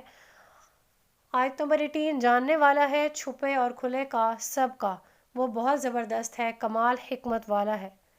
اب ہم دیکھ چکے ہیں کہ غیب کا علم ہے وہ انسانوں کے لیے غیب کا علم ہے، ٹھیک ہے؟ اور اللہ کے لیے جو ہے کوئی بھی چیز جو ہے وہ غیب نہیں ہے۔ اللہ جو ہے ہر ایک حقیقت جو ہے وہ اچھے سے جانتا ہے، ہماری کوئی بھی حرکت ہم سے پوشیدہ نہیں ہے، اور ہمیں یہ جاننا چاہیے کہ اللہ جو ہے وہ العزیز ہے، اور وہ اگر فوری طور پر ہماری گرفت نہیں کر رہا، ہمیں اگر وہ مہلت دے رہا ہے، ٹھیک ہے، تو اس کا جو ہے وہ ہم ناجائز فائدہ نہیں اٹھائیں گے۔ جہاں وہ العزیز ہے تو وہاں وہ الحکیم بھی ہے۔ یہاں پہ بھی ہم نے دیکھے کہ 2 اسماء حسنہ جو ہے وہ آ گئے ہیں، اور باقی صورتوں میں بھی، سورہ حدید میں، سورہ الحشر میں، سورہ صف میں بھی، اور سورہ جمعہ میں بھی جو ہے یہ سارے جو یہ اسماء حسنہ ہے یہ آئے تھے ان صورتوں میں بھی۔ آگے ہم بڑھتے ہیں سورہ طلاق کی طرف۔ الطلاق، طلاق کا مطلب کیا ہے؟ آزاد کرنا، چھوڑ دینا، یہ لفظی معنی ہے اس کے۔ اور پھر یہ کہ یہ جدائی کا ایک سمبل ہے، یعنی کہ اس کی وجہ کیا ہے؟ باہمی زندگی میں جیسے مرد اور عورت ہیں، میاں بیوی کی حیثیت سے یہ معاشرے کی ایک بنیادی اکائی ہیں، تو ان دونوں کی زندگی میں اگر ان دونوں میں سے کسی ایک میں یا دونوں میں اگر برداشت والا جو ایلیمنٹ ہے وہ نہیں ہے، تو اختلافات ہیں وہ بڑھتے جاتے ہیں، اور اختلافات کی بیسس پر یہ والا فیصلہ ہوتا ہے کہ یہ لوگ آپس میں میاں بیوی جو ہیں وہ جدا ہو جاتے ہیں، تو اسی کو طلاق کہا گیا ہے۔ تو یہاں پہ جو ہے انسان کا جو آداب کا جو تقاضا ہے وہ یہ ہے کہ وہ تقوی اختیار کرے، اور جو طریقہ کار، جو باؤنڈری جو بتائی گئی ہے، جو پیٹرن بتایا گیا ہے، ان سب کو اختیار کرے اگر نوبت اس پہ آ گئی ہے۔ یعنی یہ کہ ناپسندیدہ چیز ہے اور ایک ایسا عمل ہے لیکن یہ حلال ہے، تو اگر نوبت یہاں پہ آ گئی ہے عدم موافقت کی وجہ سے، اگر حالات جو ہیں وہ اچھے نہیں چل رہے ہیں، اور پھر یہ کہ اختلافات اس قدر بڑھ گئے ہیں کہ گھر کا سکون بالکل ختم ہو چکا ہے، تو پھر کوئی بھی ہے وہ اس معاملے کو جو ہے اڈاپٹ کر سکتا ہے۔ پھر یہ کہ یہ جو صورت ہے سورہ الطلاق، اس کو اسے سورہ نساء بھی کہا گیا ہے۔ سورہ نساء الکسرہ، یعنی کہ چھوٹی سورہ نساء، کیونکہ سورہ نساء میں بھی یہ معاملات ڈسکس ہوئے تھے زیادہ ڈیٹیلز میں، یہاں پہ بھی ہم دیکھتے ہیں کہ یہاں پہ بھی یہ چیزیں مینشن ہوئی ہیں۔ اس صورت میں 2 رکوع ہیں، آیات اس میں 12 ہیں۔ اب یہاں پہ ہم نے دیکھا رسول اللہ صلی اللہ علیہ وآلہ وسلم کو یہ چیز وحی کی جا رہی ہے، لیکن رسول اللہ صلی اللہ علیہ وآلہ وسلم کی ذات سے اس سب کا کوئی تعلق نہیں ہے، کیونکہ آپ صلی اللہ علیہ وآلہ وسلم کی جو ازواج ہیں وہ امت کی مائیں ہیں، اور ان میں سے کسی زوجہ کو آپ صلی اللہ علیہ وآلہ وسلم نے نہ تو طلاق دی، نہ آپ کو اجازت تھی کہ کسی کو طلاق دینی ہے، اور پھر جو امت کی جو مائیں ہیں اوبویسلی وہ کہیں اور وہ نکاح بھی نہیں کر سکتی ہیں، تو یہ بھی اس میں ایک حقیقت جو ہے وہ پوشیدہ ہے۔ آیت نمبر 1 اس کی ہم دیکھتے ہیں سورہ طلاق کی۔ اے نبی صلی اللہ علیہ وآلہ وسلم، جب آپ لوگ اپنی عورتوں کو طلاق دو تو ان کی عدت کے حساب سے طلاق دو، اور عدت کا پورا لحاظ رکھو، اور اللہ کا تقوی اختیار کرو جو تمہارا رب ہے، اور انہیں مت نکال باہر کرو ان کے گھروں میں سے، اور وہ خود بھی نہ نکلیں سوائے اس کے کہ وہ ارتکاب کریں کسی کھلی بے حیائی کا، اور یہ اللہ کی حدود ہیں، اور جو کوئی اللہ کی حدود سے تجاوز کرے گا تو اس نے اپنی جان پر ظلم کیا۔ تمہیں نہیں معلوم کہ شاید اس کے بعد اللہ کوئی نئی صورت پیدا کر دے۔ اب یہاں پہ جو ہے مخاطبت تو رسول اللہ صلی اللہ علیہ وآلہ وسلم سے ہوئی ہے، لیکن یہ اہل ایمان کے لیے ایک جو ہے تعلیم دی گئی ہے، ایک علم ہے، اور ایک جو ہے انسٹرکشنز ہیں وہ دی گئی ہیں کہ عدت کے کیا معاملات ہیں، تاکہ رسول اللہ صلی اللہ علیہ وآلہ وسلم ان مسائل کو بہت اچھے سے باقی سب لوگوں تک پہنچا دیں، کہ جو عدت کا جو معاملہ ہے اس کا بھی بہت زیادہ لحاظ رکھنا ہے، اور پھر یہ کہ جب تک عدت پوری نہیں ہو جاتی کسی بھی عورت کے لیے وہ دوبارہ سے نکاح نہیں کر سکتی، عدت پوری کرے گی پھر نکاح کرے گی۔ اور پھر طلاق کا بھی ایک طریقہ کار جو ہے وہ بتایا گیا ہے کہ طلاقیں جو ہے 3 طلاقیں اکٹھی ہرگز نہیں دو، 1 طلاق دو، ٹھیک ہے۔ پھر اس کے بعد جو ہے آپ کو اگر پھر اس کے بعد لگتا ہے کہ کوئی بھی ایسی صورت پیدا نہیں ہو رہی تو پھر دوسری اور پھر تیسری، پورا ایک پروسیجر ہے اس کا جو ہم نے پڑھ لیا۔ اور پھر یہ بھی بتایا گیا حالت حیض میں جو ہے وہ بھی طلاق نہیں دینی ہے۔ تو ان سارے قوانین کی جو ہے پابندی ہر جو ایمان والا ہے وہ کرے گا۔ اور پھر یہ بھی کہ ایسا نہیں کرنا طلاق دے دی غصے میں اور یہ بھی کہہ دیا کہ نکل جاؤ میرے گھر سے۔ طلاق ہمیشہ غصے میں ہی دی جاتی ہے، کیونکہ طلاق کبھی بھی خوشی سے نہیں دی جاتی۔ تو جو ایمان والا ہوگا وہ پھر بھی اپنے آپ کو ایک جو ہے معتدل مزاج میں رکھے گا، اور پھر وہی طریقہ جو ہمیں بتایا گیا اس پہ ہم سب کو عمل کرنا ہوگا ان سب چیزوں میں، جس پہ بھی ایسی سچویشن آتی ہے کہ جو طلاق دی ہے پہلی تو پھر گھر سے نہیں نکالنا بلکہ گھر کے اندر رہنا ہے۔ ایسا ہو سکتا ہے کہ اللہ تعالیٰ اس سچویشن میں ہی کوئی بہتر صورت جو ہے وہ پیدا فرما دیں، تو ایسی عورتیں، ہاں البتہ جو وہ عورتیں ہیں جو خود ہی اپنے گھر سے نکل جاتی ہیں یا کوئی بھی بے حیائی کا ارتکاب کرتی ہیں تو ان کو نکالا جا سکتا ہے۔ اور پھر یہ کہ جو عدت کا جو عرصہ ہے وہ بھی شوہر کے گھر کے اندر ہی گزارنے کا حکم دیا گیا ہے، ایسا نہیں کرنا کہ گھر سے نکل جانا ہے۔ پر یہ ہوتا ہے کہ اگر گھر کے اندر ہی کوئی عدت کا جو ڈیوریشن ہے وہ پورا کر لیتا ہے تو حالات جو ہے وہ بہتری کے جو صورت ہے وہ اللہ تعالیٰ کی طرف سے پیدا ہو سکتی ہے، اور پھر جو ہے ایسے حالات ہو سکتے ہیں کہ میاں بیوی آپس میں دوبارہ رجوع کر لیں۔ آیت نمبر 2، پھر جو وہ اپنی عدت کی میعاد کو پہنچنے لگیں تو اب ان کو یا تو اپنے نکاح میں روک لو یا معروف طریقے سے جدا کر دو، معروف طریقے سے، دونوں طریقوں میں معروف طریقے سے، اور اپنے میں سے 2 معتبر اشخاص کو گواہ بنا لو اور گواہی قائم کرو اللہ کے لیے، یہ ہے جس کی نصیحت کی جا رہی ہے ہر اس شخص کو جو ایمان رکھتا ہو اللہ پر اور یوم آخرت پر، اور جو شخص اللہ کا تقوی اختیار کرے گا اللہ اس کے لیے مشکلات سے نکلنے کا راستہ پیدا کر دے گا۔ اب یہاں پہ جو ہے طلاق ہے، ایک دے دی طلاق یا 2 طلاق دے دی تو پھر عدت پوری ہو گئی اگر، اور پھر اس کے بعد یہاں پہ 2 طلاقیں اگر ہو گئی ہیں اور پھر اس کی عدت پوری ہو گئی ہے تو یہاں پہ مرد کو جو ہے فیصلہ کرنا ہوگا کہ یا تو میں رجوع کر لوں، کیونکہ اتنا عرصہ اگر آپ نے گزارا ہے اور آپ کو سچویشن کا آئیڈیا ہو گیا ہے کہ کون سی سچویشن زیادہ میرے لیے بہتر ہے، تو مرد یہاں پہ حتمی فیصلہ کر لے گا۔ اب ایسا نہیں کرے گا کہ وہ کوشش کرے کہ میں اس کو جو ہے مزید تکلیف دینے کی غرض سے اپنے پاس رو کے رکھوں۔ اگر آپ کا اچھے سے اس کے بغیر گزارا ہو رہا ہے تو آپ اس کو جانے دیں، یہی جو ہے تنبیہ یہاں پہ کی گئی ہے۔ اور پھر ایسا کرنے کے لیے گواہوں کی جو موجودگی ہے اس کو بھی کم سے کم جو 2 ایسے انسان ہوں گے جو کہ معتبر ہوں گے، ایسے اشخاص کی موجودگی ضروری ہے۔ اور پھر اس کے بعد جو ہے اللہ کا جو تقوی ہے اس کو اختیار کرنے کا حکم دیا گیا ہے، اور پھر حقیقی تقوی جو ہے وہ دل کا تقوی ہے، یعنی اللہ سے جو ڈرنا ہے انسان دلی طور پر جو ہے اس چیز کو ریئلائز کرتا ہے۔ رسول اللہ صلی اللہ علیہ وآلہ وسلم نے بھی ایک مرتبہ اپنے دست مبارک سے اپنے سینے کی طرف اشارہ کیا تھا کہ اصل جو تقوی ہے وہ دل کے اندر ہوتا ہے۔ اب ہم یہاں پہ اگلی آیت کی طرف بڑھتے ہیں، آیت نمبر 3، اور اسے وہاں سے رزق دے گا جہاں سے اسے گمان نہیں ہوگا، یعنی یہاں پہ جو زیادہ جو مسائل ہیں وہ رزق کی وجہ سے پیدا ہوتے ہیں، تو یہاں پہ بار بار جو ہے اللہ تعالیٰ کی طرف سے ایک تسلی اور تشویق دی گئی ہے مومنوں کو کہ رزق کے لیے پریشان نہیں ہونا، ٹھیک ہے؟ تو جو رزق کی جو کمی ہے وہ ہمیشہ اللہ تعالیٰ کی طرف سے ہی پوری ہو جاتی ہے، اور اللہ رازق ہے اور اللہ ایسے وسائل پیدا فرما دیتے ہیں۔ اللہ پر اعتماد کرنا بہت ضروری ہے، توکل کرنا ضروری ہے۔ آیت کے اگلے حصے میں، اور جو کوئی اللہ پر توکل کرتا ہے اس کے لیے وہ کافی ہے، اللہ تو یقیناً اپنا کام پورا کر کے ہی رہتا ہے۔ اللہ نے ہر چیز کے لیے ایک اندازہ مقرر کر رکھا ہے۔ آیت نمبر 4، اور تمہارے ہاں کی خواتین میں سے جو ایسے مایوس ہو چکی ہوں اور اگر تمہیں شک ہو ان کی عدت 3 ماہ ہوگی، اور ان کی بھی جن کو حیض آیا ہی نہیں، اور حاملہ خواتین کی عدت یہ ہے کہ ان کا وضع حمل ہو جائے، اور جو کوئی اللہ کا تقوی اختیار کرتا ہے وہ اس کے کاموں میں آسانی پیدا کر دیتا ہے۔ تو جس نے اللہ کا تقوی اختیار کرنے کا یہاں پہ بار بار حکم کیا گیا ہے۔ تقوی کا مطلب یہی ہے کہ آپ نے اللہ سے ڈرنا ہے، بچ بچ کے رہنا ہے کہ کوئی بھی ایسا عمل نہیں ہو جائے جو اللہ تعالیٰ نے جو احکام دیے ہیں ان سے وہ باہر چلا جائے۔ اب یہاں پہ جو ہے بہت ہی کھول کے واضح طور پر بیان کیا گیا ہے کہ طلاق کی جو عدت ہے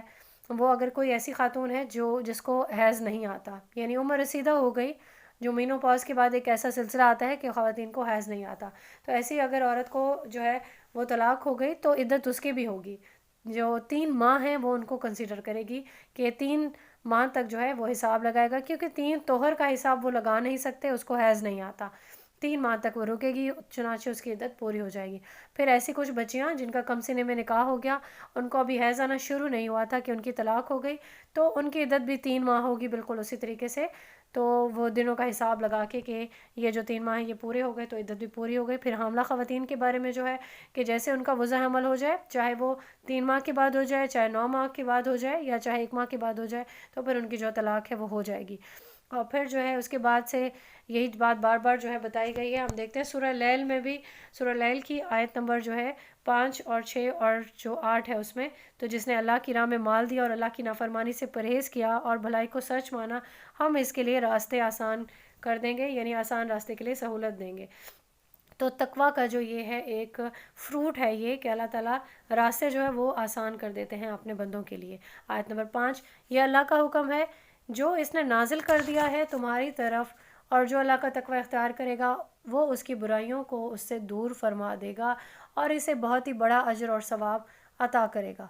آیت نمبر 6، اور ان عورتوں کو وہیں رکھو جہاں تم خود رہتے ہو اپنی حیثیت کے مطابق، اور انہیں کوئی تکلیف نہ پہنچاؤ انہیں تنگ کرنے کے لیے، اور اگر وہ حاملہ ہوں تو ان پر خرچ کرتے رہو یہاں تک کہ وہ حمل سے فارغ ہو جائیں۔ پھر اگر تمہارے لیے تمہارے بچے کو دودھ پلائیں تو انہیں ان کا معاوضہ دو، آپس میں مشورہ کر لیا کرو بھلے طریقے سے۔ اگر تم ایک دوسرے سے تنگی محسوس کرو اور پھر کوئی اور عورت اس کے لیے دودھ پلائے۔ اور یہاں پہ بہت مفصل جو یہ آیت ہے اس میں یہاں پہ انسٹرکشن دی گئی ہیں کہ جہاں پہ خود رہتے ہو یعنی جس حیثیت میں، وہاں پہ رکھو اس عورت کو جس کو آپ نے طلاق دی اور اس کی عدت بھی پوری نہیں ہوئی۔ ایسا نہیں ہے کہ اس کو کوئی ملازمہ سمجھ کے کسی کونے خدرے میں پھینک دو۔ اور پھر یہ کہ ان کو تنگ بھی نہیں کرو، کہ گھر سے نکالنے کا ایک طریقہ یہ ہو سکتا ہے کہ اس کو بار بار اتنا تنگ کرو، اور کیونکہ بدنیت انسان ایسا کر سکتا ہے کہ یہ تنگ آ کے خود ہی گھر سے چلے جائے۔ اور پھر حاملہ کے لیے جو ہے وہ بھی انسٹرکشن ہے کہ جو جب تک اس کا جو ہے بچہ پیدا نہیں ہو جاتا تو اس کی ساری ضرورتیں وہ پوری کرنی ہے۔ اور پھر یہ کہ اگر وہ پھر بھی دودھ پلاتی ہے تو اس کا معاوضہ اسے دو، کیونکہ یہ اس کی طرف سے ایک بھلائی ہے، ٹھیک ہے۔ اگر وہ اجرت طلب کرنا چاہتی ہے تو پھر اس کے جو معاملات ہیں یہ دونوں میاں بیوی جو ہیں آپس میں اچھے سے طے کر سکتے ہیں۔ اگر وہ طلاق کے بعد میاں بیوی نہیں رہے تو بھی وہ آپس میں جو ہے انسانیت کے ناطے ہی ان چیزوں کو بہت ہی جو ہے اچھے طریقے سے ان کو حل کر سکتے ہیں ان معاملات کو۔ اور پھر یہ کہ اگر کوئی خاتون غصے میں ہے، ضد میں آ کے وہ کہتی ہے میں آپ کے بچے کو دودھ نہیں پلاؤں گی، تو پھر جو ہے اس کو یا تو معاوضہ دو یا پھر یہ کہ کوئی اور عورت جو ہے وہ اس کو ارینج کرو جو کوئی دائی کے طور پر جو ہے وہ دودھ پلائے بچے کو۔ آیت نمبر 7 چاہیے کہ خرچ کرے وسعت والا اپنی وسعت کے مطابق، اور جس پر اس کا رزق تنگ کر دیا گیا ہے وہ خرچ کرے اس میں سے جو اللہ نے اس کو دیا ہے۔ اللہ کسی جان کو ذمہ دار نہیں ٹھہراتا مگر اسی قدر جو اس نے اسے دے رکھا ہے۔ اب یہاں پہ عدت کے معاملات اور مطلقہ کی رہائش اور حمل کے جو معاملات ہیں، نان و نفقہ ہے، اور پھر دودھ پلانے والا اور اجرت کے جو معاملات ہیں، یہ ساری چیزیں جو ہے یہ کوئی بھی جو مرد ہے وہ اپنی مالی حیثیت کے مطابق کرے گا، اسے جو ہے اس پہ زیادہ پہ بھی نہیں اکسایا جا سکتا، اور یہ کہ اگر وہ تنگ دست ہے تو پھر اس پہ بھی اتفاق کرنا بہت ضروری ہے۔ ان قریب اللہ تنگی کے بعد آسانی پیدا کر دے گا۔ آیت نمبر 8 کی طرف بڑھتے ہیں۔ اور کتنی ہی بستیاں ایسی ہیں جنہوں نے اپنے رب کے حکم اور اس کے رسولوں سے سرکشی کی، تو ہم نے ان کا محاسبہ کیا، بہت شدید محاسبہ کیا، اور ہم نے ان کو عذاب دیا، بہت ہی ہولناک عذاب۔ تو انہوں نے اپنے معاملے کی پوری سزا بھگت لی اور ان کے کام کا انجام خسارہ ہی تھا۔ اللہ نے ان کے لیے بہت شدید عذاب تیار کر رکھا ہے، تو اللہ کا تقوی اختیار کرو اے ہوش مندو جو بھی ایمان لائے ہو۔ اللہ نے تمہاری طرف ذکر نازل کیا ہے۔ آیت نمبر 11 یعنی ایک رسول صلی اللہ علیہ وآلہ وسلم جو اللہ کی آیات بینات تم لوگوں کو پڑھ کر سنا رہا ہے تاکہ وہ نکالے ان لوگوں کو جو ایمان لائے اور جنہوں نے نیک عمل کیے اندھیروں سے نور کی طرف۔ اب یہاں پہ ہم نے دیکھا کہ جو اللہ کا ذکر ہے اس کے بارے میں یہاں پہ وضاحت کی گئی ہے کہ اللہ کا جو ذکر ہے اس سے مراد اللہ کا رسول اور اللہ کی کتاب ہے۔ اب ہم یہاں پہ جو ہے عمل صالح جو ہے، ہم عام مسلمان جب قرآن کریم میں پڑھتے ہیں کہ عمل صالح کیا ہیں تو اس میں صرف یہی بات ذہن میں آتی ہے، نماز ہے، روزہ ہے، اذکار ہیں، ٹھیک ہے، اقامت دین کے لیے، اور پھر جو ہے جد و جہد جو ہے اس کو اتنی امپورٹنس نہیں دی گئی۔ تو جو بھی ایمان کے جو تقاضے ہیں وہ اس کے بغیر پورے نہیں ہوتے۔ آیت کے اگلے حصے میں جو ہے بشارت دی گئی ہے جو بھی ایمان کے تقاضوں کو پورا کرے گا اللہ اسے داخل کرے گا ان باغات میں جن کے نیچے نہریں بہتی ہوں گی، ندیاں بہتی ہوں گی، اور جن میں وہ لوگ ہمیشہ ہمیشہ رہیں گے۔ اللہ نے اس کے لیے بہت عمدہ رزق فراہم کیا ہے۔ اللہ وہ ہے جس نے 7 آسمان بنائے اور زمین بھی انہی کی مانند، ان کے درمیان اللہ کا امر نازل ہوتا ہے تاکہ تم یقین رکھو کہ اللہ ہر چیز پر قادر ہے، اور یہ کہ اللہ نے اپنے علم سے ہر چیز کا، ہر شے کا احاطہ کیا ہوا ہے۔ اب ہم یہاں پہ دیکھتے ہیں کہ ان صفات کا جو ہے خاص طور پر بہت زیادہ ذکر ہوا ہے کہ اللہ جو ہے وہ ہر شے پر قادر ہے۔ تو کوئی بھی جو ہے مومن اگر وہ اس کا جو مراقبہ ہے وہ اتنا گہرا ہونا چاہیے کہ اللہ کا جو علم ہے اور اللہ کا جو اختیار ہے، اس کا جو یقین ہے انسان کا، اس میں کوئی کمزوری نہیں آنی چاہیے، کیونکہ اللہ جو ہے وہ ہر شے پر قادر ہے اور اللہ جو ہے اسی کے احاطے میں ہے ہر ایک چیز۔ اللہ تعالیٰ کے فضل و کرم سے ہم نے سورہ جو طلاق تھی وہ کمپلیٹ کر لی ہے۔ اب ہم بڑھتے ہیں سورہ تحریم کی طرف۔ اس صورت میں 12 آیات ہے اور 2 رکوع ہیں، مدنی یہ صورت ہے۔ اب یہاں پہ ہم دیکھیں گے کہ عائلی زندگی کے ایک اور رخ کو یہاں پہ نمایاں کیا گیا ہے کہ اللہ تعالیٰ نے جو فطری محبت میاں بیوی کے بیچ میں ڈالی ہے، تو یہاں پہ جو ہے بیویوں کی دلجوئی کے لیے کوئی بھی ایسا کام نہیں کرنا جو کہ شریعت کے مطابق نہیں ہو۔ اب یہاں پہ دیکھتے ہیں رسول اللہ صلی اللہ علیہ وآلہ وسلم نے کبھی بھی ایسا کوئی کام نہیں کیا جو شریعت سے باہر ہو، چاہے وہ بیوی کی دلجوئی کے لیے ہو یا کسی بھی اور عمل کے لیے. لیکن کچھ ایسے معاملات جو ہیں سیرت میں ملتے ہیں جس میں سے ایک معاملہ یہی ہے کہ جو اس صورت میں بیان کیا گیا ہے کہ بیویوں کی دلجوئی کے لیے آپ نے کوئی ایسی چیز نہ کھانے کی قسم کھائی جو آپ کے لیے حلال تھی. آیت نمبر 1: اے نبی صلی اللہ علیہ وآلہ وسلم، آپ کیوں حرام ٹھہرا رہے ہیں اپنے اوپر وہ شے جو اللہ نے آپ کے لیے حلال کی ہے؟ آپ صلی اللہ علیہ وآلہ وسلم چاہتے ہیں اپنی بیویوں کی رضا جوئی، اور اللہ معاف فرمانے والا ہے، بہت ہی رحم فرمانے والا ہے. اللہ نے تمہارے لیے اپنی قسموں کو کھولنے کا طریقہ مقرر کر دیا ہے، اور اللہ تمہارا مددگار ہے، اور وہ سب کچھ جاننے والا اور حکمت والا ہے. اب یہاں پہ ہے کہ اگر کوئی قسم کھا لیتا ہے، کوئی بھی قسم، کہ میں یہ چیز نہیں کھاؤں گا یا پھر میں یہ کام نہیں کروں گا، اور اس کے بعد جو ہے اللہ تعالیٰ نے یہاں پہ سورہ مائدہ میں بھی ایک جو ہے قسموں کا جو کفارہ ہے اس کو ادا کرنے کا ایک حکم دیا ہے. تو اللہ تعالیٰ کی طرف سے یہ چیز واضح ہے کہ کوئی ایسی قسم کھا لی جو نہیں کھانی چاہیے تھی، یا پھر ایسی ضرورتاً کھا لی، تو اس کو آپ اگر توڑنا چاہتے ہیں تو وہ کفارہ کس طریقے سے ادا کریں گے. تو جو کوئی بھی، یہ بہت ہی اہم میٹر ہے، اس کو آپ نے بہت اچھے سے نوٹ ڈاؤن کرنا ہے کہ آیت نمبر 89 میں سورہ مائدہ میں ہمیں قسم کا جو کفارہ ہے وہ کیا ہم نے پڑھا ہے. اللہ تعالیٰ مواخذہ نہیں کرے گا تم سے تمہاری ان قسموں کا جو لغو ہوتی ہیں، لیکن وہ ضرور مواخذہ کرے گا تم سے ان قسموں کا جن کو تم نے پختہ کیا ہے. سو اس کا کفارہ ہے کھانا کھلانا 10 مساکین کو اوسط درجے کا کھانا، جیسے کہ تم اپنے گھر والوں کو کھلاتے ہو، یا ان کو کپڑے پہنانا، یا کسی غلام کو آزاد کرنا. پھر جو کوئی اس کی استطاعت نہ رکھتا ہو تو وہ 3 دن کے روزے رکھے. یہ کفارہ ہے تمہاری قسموں کا جب تم قسم کھا کر توڑ بیٹھو، اور اپنی قسموں کی حفاظت کیا کرو. اس طرح اللہ تعالیٰ تمہارے لیے اپنی آیات کو واضح کر رہا ہے تاکہ تم شکر کرو. اب یہاں پہ ایک قسم کی انسٹرکشن تھی رسول اللہ صلی اللہ علیہ وآلہ وسلم کو کہ یہ جو آپ نے قسم کھائی ہے آپ اس قسم کو توڑ سکتے ہیں. آیت نمبر 3 میں ہم دیکھتے ہیں کہ یہ قسم جو ہے وہ کس طریقے سے کھائی اور اس کی کیا ریزن تھی.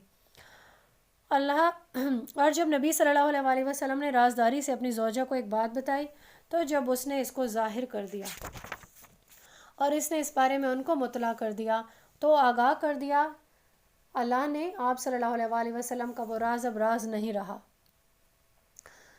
آیت کے اگلے حصے میں تو نبی صلی اللہ علیہ وآلہ وسلم نے اس پر کسی حد تک اس بیوی کو خبردار کیا اور کسی حد تک اسے چشم پوشی کی. تو جب آپ صلی اللہ علیہ وآلہ وسلم نے اسے یہ خبر دی اور اس نے کہا آپ صلی اللہ علیہ وآلہ وسلم کو یہ کس نے بتایا؟ آپ صلی اللہ علیہ وآلہ وسلم نے کہا مجھے اس نے بتایا جو کہ العلیم ہے اور الخبیر ہے. اب یہاں پہ دیکھیں کہ واقعہ یہ تھا. اب یہ واقعہ جو ہے آپ کو جو ہے بہت تفصیل سے تو نہیں، لیکن اس طریقے سے میں آپ کو انڈرسٹینڈ کرنے کے لیے یہ بتا دیتی ہوں کہ رسول اللہ صلی اللہ علیہ وآلہ وسلم جس طرح سے عصر کا ایک ٹائم ہوتا تھا تو اپنے ازواج کے پاس تشریف لے جاتے تھے، باری باری سب کے پاس جاتے، سب سے ان کا جو ہے احوال جو ہے دریافت کرتے، ان کی کوئی بھی معاملات ہوتے وہ پوچھتے، کوئی بھی بیماری، کوئی ضروریات، کچھ بھی. تو اب جو ہے ایک زوجہ تھیں رسول اللہ صلی اللہ علیہ وآلہ وسلم کی، ان کے پاس شہد تھا، ایک جو ہے ان کو تحفتاً جو ہے کہیں سے وہ دستیاب ہوا. تو رسول اللہ صلی اللہ علیہ وآلہ وسلم کو ایک بار کیا ہوا کہ وہ شہد کھانے میں دیر ہو گئی. اب یہ کیونکہ ایک ٹائم جو ہے وہ فکسڈ ہوتا تھا تمام ازواج کا کہ اتنا ٹائم ہر زوجہ کے پاس آپ نے ان کی جو خیریت ہے وہ دریافت کرنی ہے. تو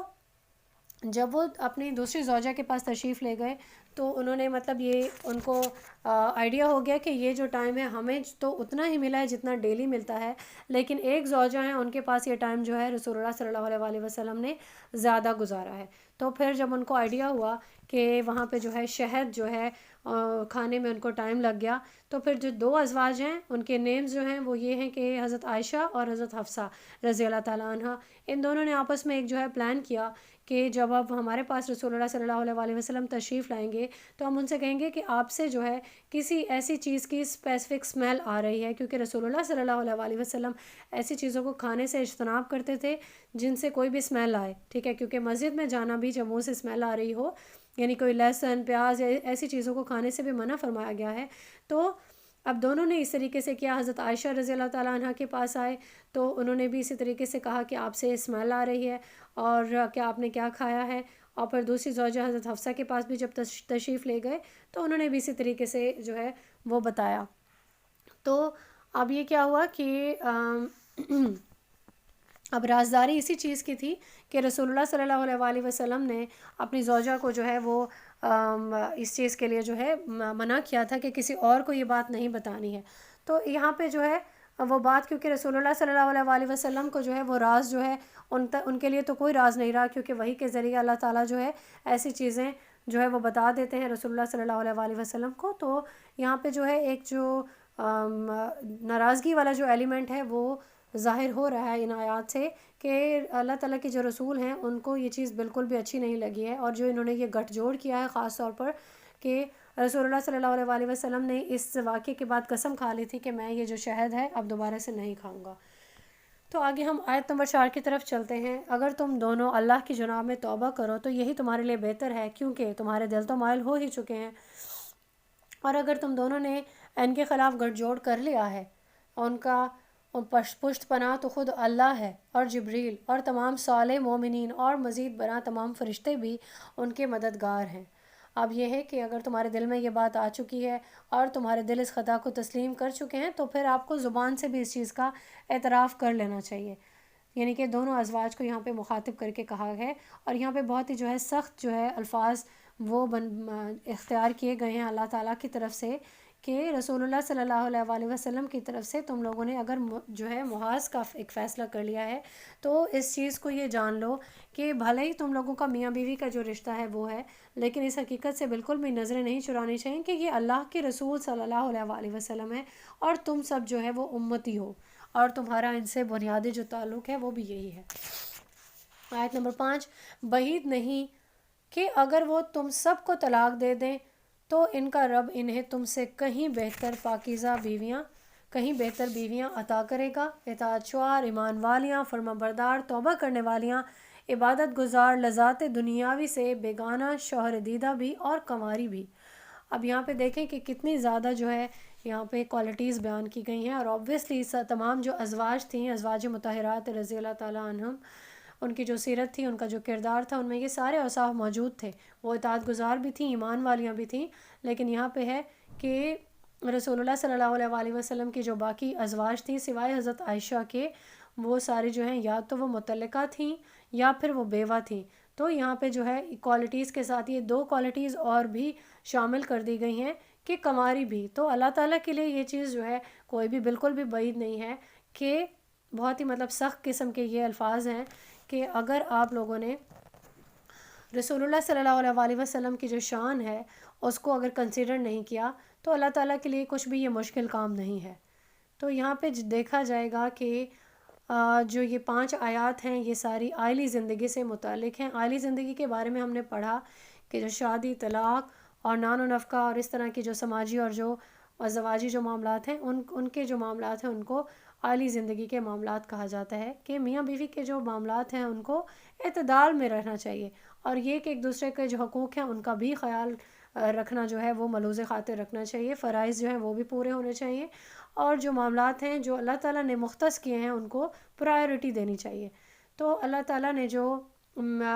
یہ ساری جو باؤنڈریز بنائی ہیں ان کو ہر صورت میں جو ہے وہ فالو کرنا چاہیے. اور اگر کوئی ان سب چیزوں میں اگر میاں بیوی میں کوئی اختلافات پیدا ہو بھی جاتے ہیں اور ایسی کوئی علیحدگی والی صورتحال آ بھی جاتی ہے تو پھر یہ تب بھی جو حدود ہیں ان کو تب بھی فالو کرنا چاہیے، اور یہ کہ کوئی بھی جو ہے انسان وہ غلط راستے کا اپنے لیے انتخاب نہ کرے.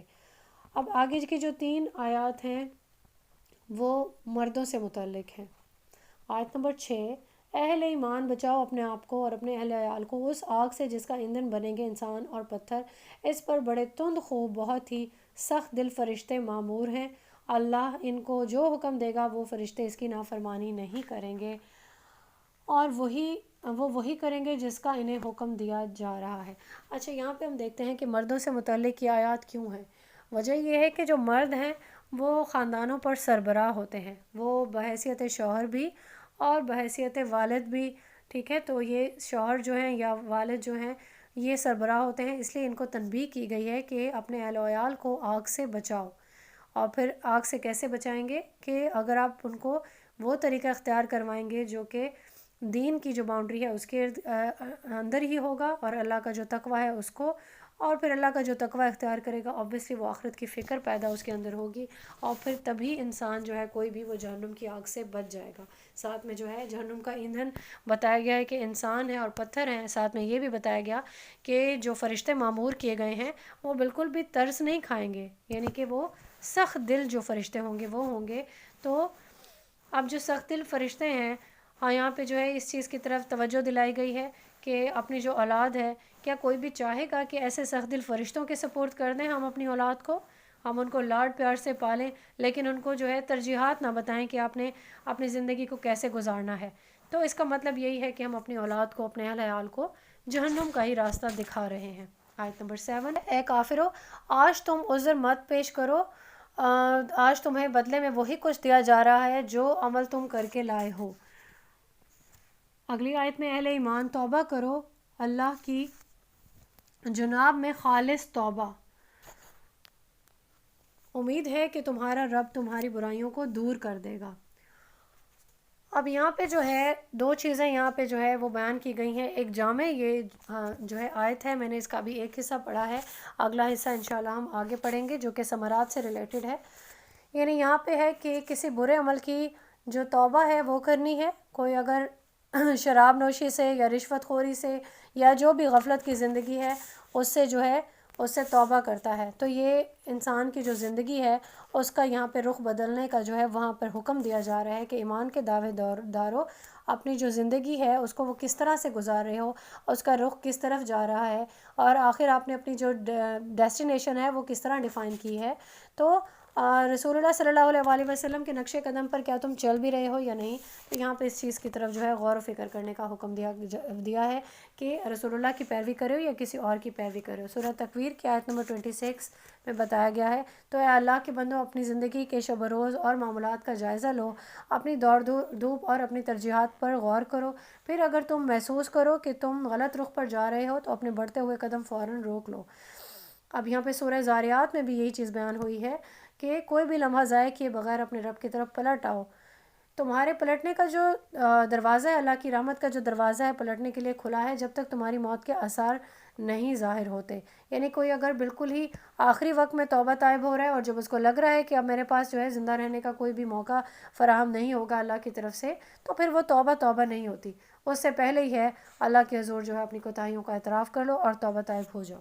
اب جو ہے کہ توبہ کیا کرتی ہے، جتنا بھی آپ کا نامہ اعمال ہے جس میں جتنی بھی اس میں گندگیاں تھیں، گناہ تھے، یہ توبہ جو ہے آپ کے سارے گناہوں کو دھو دے گی اور سارے داغ جو ہے وہ صاف ہو جائیں گے۔ آیت کے اگلے حصے میں جو ہے وہ جو ہے وہ بتایا گیا ہے کہ کیسے کیسے ثمرات ملیں گے جو بھی توبہ کرے گا۔ اللہ تمہیں داخل کرے گا ایسے باغات میں جن کے دامن میں ندیاں بہتی ہوں گی، جس دن اللہ اپنے نبی کو اور ان کے ساتھ ایمان لانے والوں کو رسوا نہیں کرے گا۔ اس دن ان کا نور دوڑتا ہوگا ان کے سامنے اور ان کے داہنی اطراف، وہ کہتے ہوں گے اے ہمارے رب ہمارے لیے ہمارے نور کو کامل کر دے، تو ہمیں بخش دے، یقیناً تو ہر شے پر قادر ہے۔ اب یہ جو نور کی مثال ہے یہ ہم پہلے بھی پڑھ چکے ہیں کہ جو نور ہے رسول اللہ صلی اللہ علیہ وآلہ وسلم کے مطابق کہ کسی کا نور اتنا ہوگا کہ مدینہ سے عدن تک کی مسافت کے برابر فاصلے تک پہنچ رہا ہوگا، اور کسی کا جو نور ہوگا وہ مدینہ سے صنعاء کی طرف ہوگا اور کسی کا اس سے کم ہوگا، اور یعنی کہ سارے مومن ہیں ان سے ان کا نور جو ہے وہ نکل رہا ہوگا، اور کسی کا نور اس کے قدموں سے آگے نہیں بڑھے گا۔ یہ روایت ابن جریر میں جو ہے یہ مینشنڈ ہے۔ آیت نمبر 9، اے نبی جہاد کیجئے کافروں سے بھی اور منافقوں سے بھی اور ان پر سختی کیجئے۔ اب یہاں اسپیسیفائی کر دیا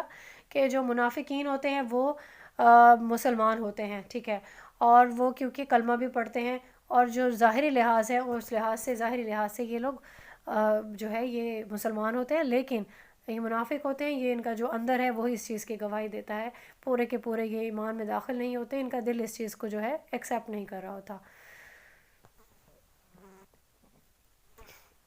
تو رسول اللہ صلی اللہ علیہ وآلہ وسلم کے کو یہاں پہ جو ہے انسٹرکشن دی جا رہی ہے کہ آپ بہت زیادہ جو ہے ان کو نظر انداز کرتے رہتے ہیں، تو کیونکہ باقی مسلمانوں کے ساتھ جیسا سلوک رسول اللہ صلی اللہ علیہ وآلہ وسلم رکھتے تھے، تو یہاں پہ ان کی جو بھی برے جو اعمال ہوتے تھے اور جو چیز ان کے سامنے بھی آ جاتی تھی تب بھی رسول اللہ صلی اللہ علیہ وآلہ وسلم ان کو اگنور کرتے رہتے تھے، اور پھر ہوا کیا کہ ان کے حوصلے بڑھنے لگے، اور یہ پھر کیا کرتے رسول اللہ صلی اللہ علیہ وآلہ وسلم پر گستاخانہ جو ہے جملے کستے رہتے تھے کہ آپ صلی اللہ علیہ وآلہ وسلم تو نرے کان ہیں۔ سورہ توبہ کی آیت نمبر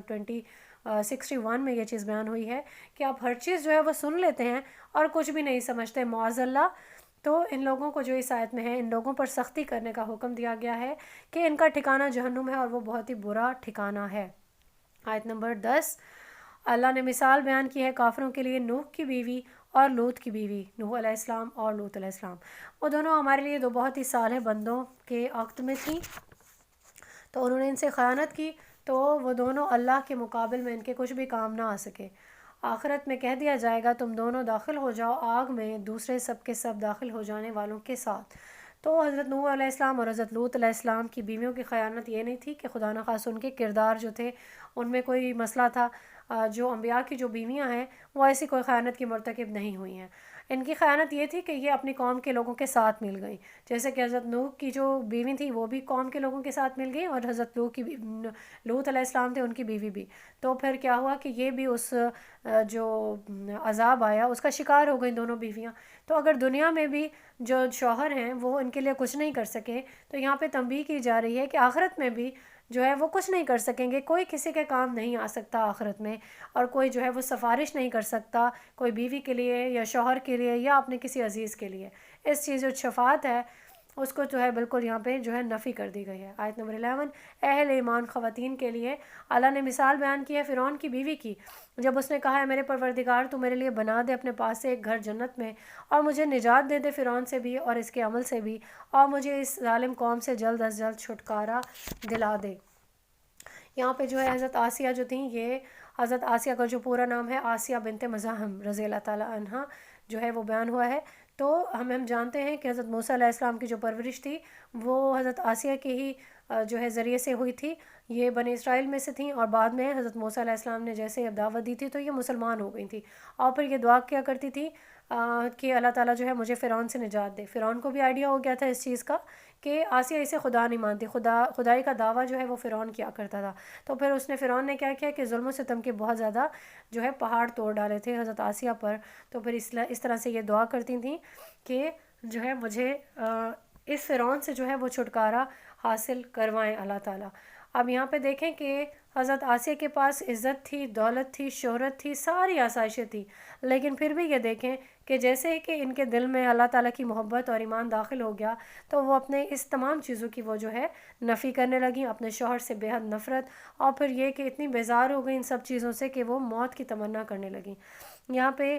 جو ہے ایک طرف تو یہ بہترین جو ہے شوہروں کے ہاں جو بدترین انجام والی بیویاں ہیں وہ بھی بیان ہم نے دیکھا کہ بدترین انجام والی بیویاں کون تھیں، حضرت نوح علیہ السلام کی بیوی اور حضرت لوط علیہ السلام کی، اور پھر بدترین مرد کے گھر میں بہترین سیرت والی جو بیوی ہیں یعنی حضرت آسیہ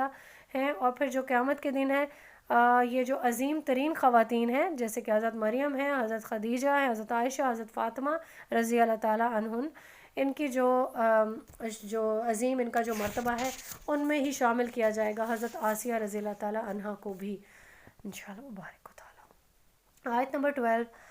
اور عمران کی بیٹی مریم جس نے اپنی عصمت کی حفاظت کی تو ہم نے اس میں اپنی روح میں سے پھونکا، اور جب اس نے تصدیق کی اپنے رب کی تمام باتوں کی اور اس کی کتابوں کی، اور وہ بہت ہی فرما برداروں میں سے تھیں۔ اب یہ جو تیسری مثال ہے یہ کس کی ہے؟ یہ حضرت مریم یعنی کہ حضرت عیسیٰ علیہ السلام کی جو والدہ ہیں ان کی مثال ہے رضی اللہ تعالیٰ عنہ۔ ان کی بھی جو تربیت ہے حضرت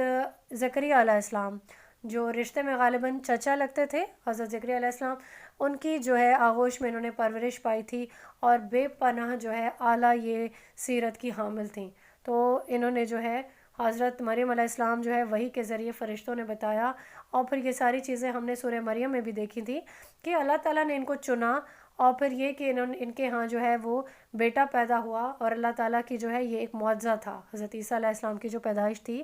اور پھر اسی طریقے سے حضرت مریم نے زبور، تورات اور عہد نامہ قدیم، یہ جو ہے الہامی کتب میں یہ تینوں چیزیں جو ہے یہ شامل ہیں، اور ان کو جو ہے صحائف کا بھی جو ہے نام دیا جاتا ہے عہد نامہ کو۔ ان سب کی جو ہے تصدیق کی تھی حضرت مریم علیہ السلام نے، اور پھر یہ کہ یہ بہت ہی جو ہے فرما برداروں میں سے تھیں۔ فرما برداروں میں سے جو ہے obviously اس لیے بھی تھیں کیونکہ اللہ کا یہ ایک بہت بڑا حکم تھا جو اللہ تعالیٰ نے ان کو جو چوز کیا تھا، اور یہ انہوں نے اپنا سر تسلیم خم کیا تھا۔ اب ہم یہاں پہ دیکھتے ہیں کہ جو 3 مثالیں ہم نے خواتین کی دیکھی، اب ہم نے یہاں پہ پہلے دیکھا کہ بہترین شوہر کے ہاں بدترین بیوی یہ بھی ہم نے دیکھی. پھر بدترین شوہر کے ہاں بہترین بیوی بھی دیکھی, اور پھر بہترین ماحول میں بہترین خاتون دیکھیں, حضرت مریم, حضرت آسیہ. اور پھر چوتھی جو صورت ہے, اور چوتھی صورت جو ہے وہ یہ ہو سکتی ہے کہ شوہر بھی وہ جو ہے وہ بھی بدترین ہو اور اس کی بیوی بھی بدترین ہو, یعنی دونوں میاں بیوی جو ہے جن کا جو ظاہر ہے اور باطن ہے. اور سورہ نور کی ہم ایک آیت ہے 70 اس کا جو ہے, اس میں ہم دیکھتے ہیں کہ اس میں اس کا نقشہ جو ہے وہ دیکھ سکتے ہیں کہ کون جو ہے وہ زیادہ بدنیت ہے اور زیادہ جو ہے بدترین ہے اور اعمال میں بھی. تو اس کی جو مثال ہم دے سکتے ہیں سورہ لہب میں ہے. سورہ لہب میں ابو لہب اور ان کی بیوی جو جمیل ہے, آنے والے دنوں میں انشاءاللہ ہم اس کو بھی دیکھیں گے. اس طرح سے ہمارا جو پارہ نمبر 28 ہے الحمدللہ وہ ہم نے کمپلیٹ کر لیا ہے. بارک اللہ لی و لکم فی القرآن الکریم ونفعنی وایاکم بالآیات والذکر الحکیم. سبحانک اللہم و بحمدک استغفر اللہ لا الہ الا انت استغفرک و اتوب الیک. السلام علیکم.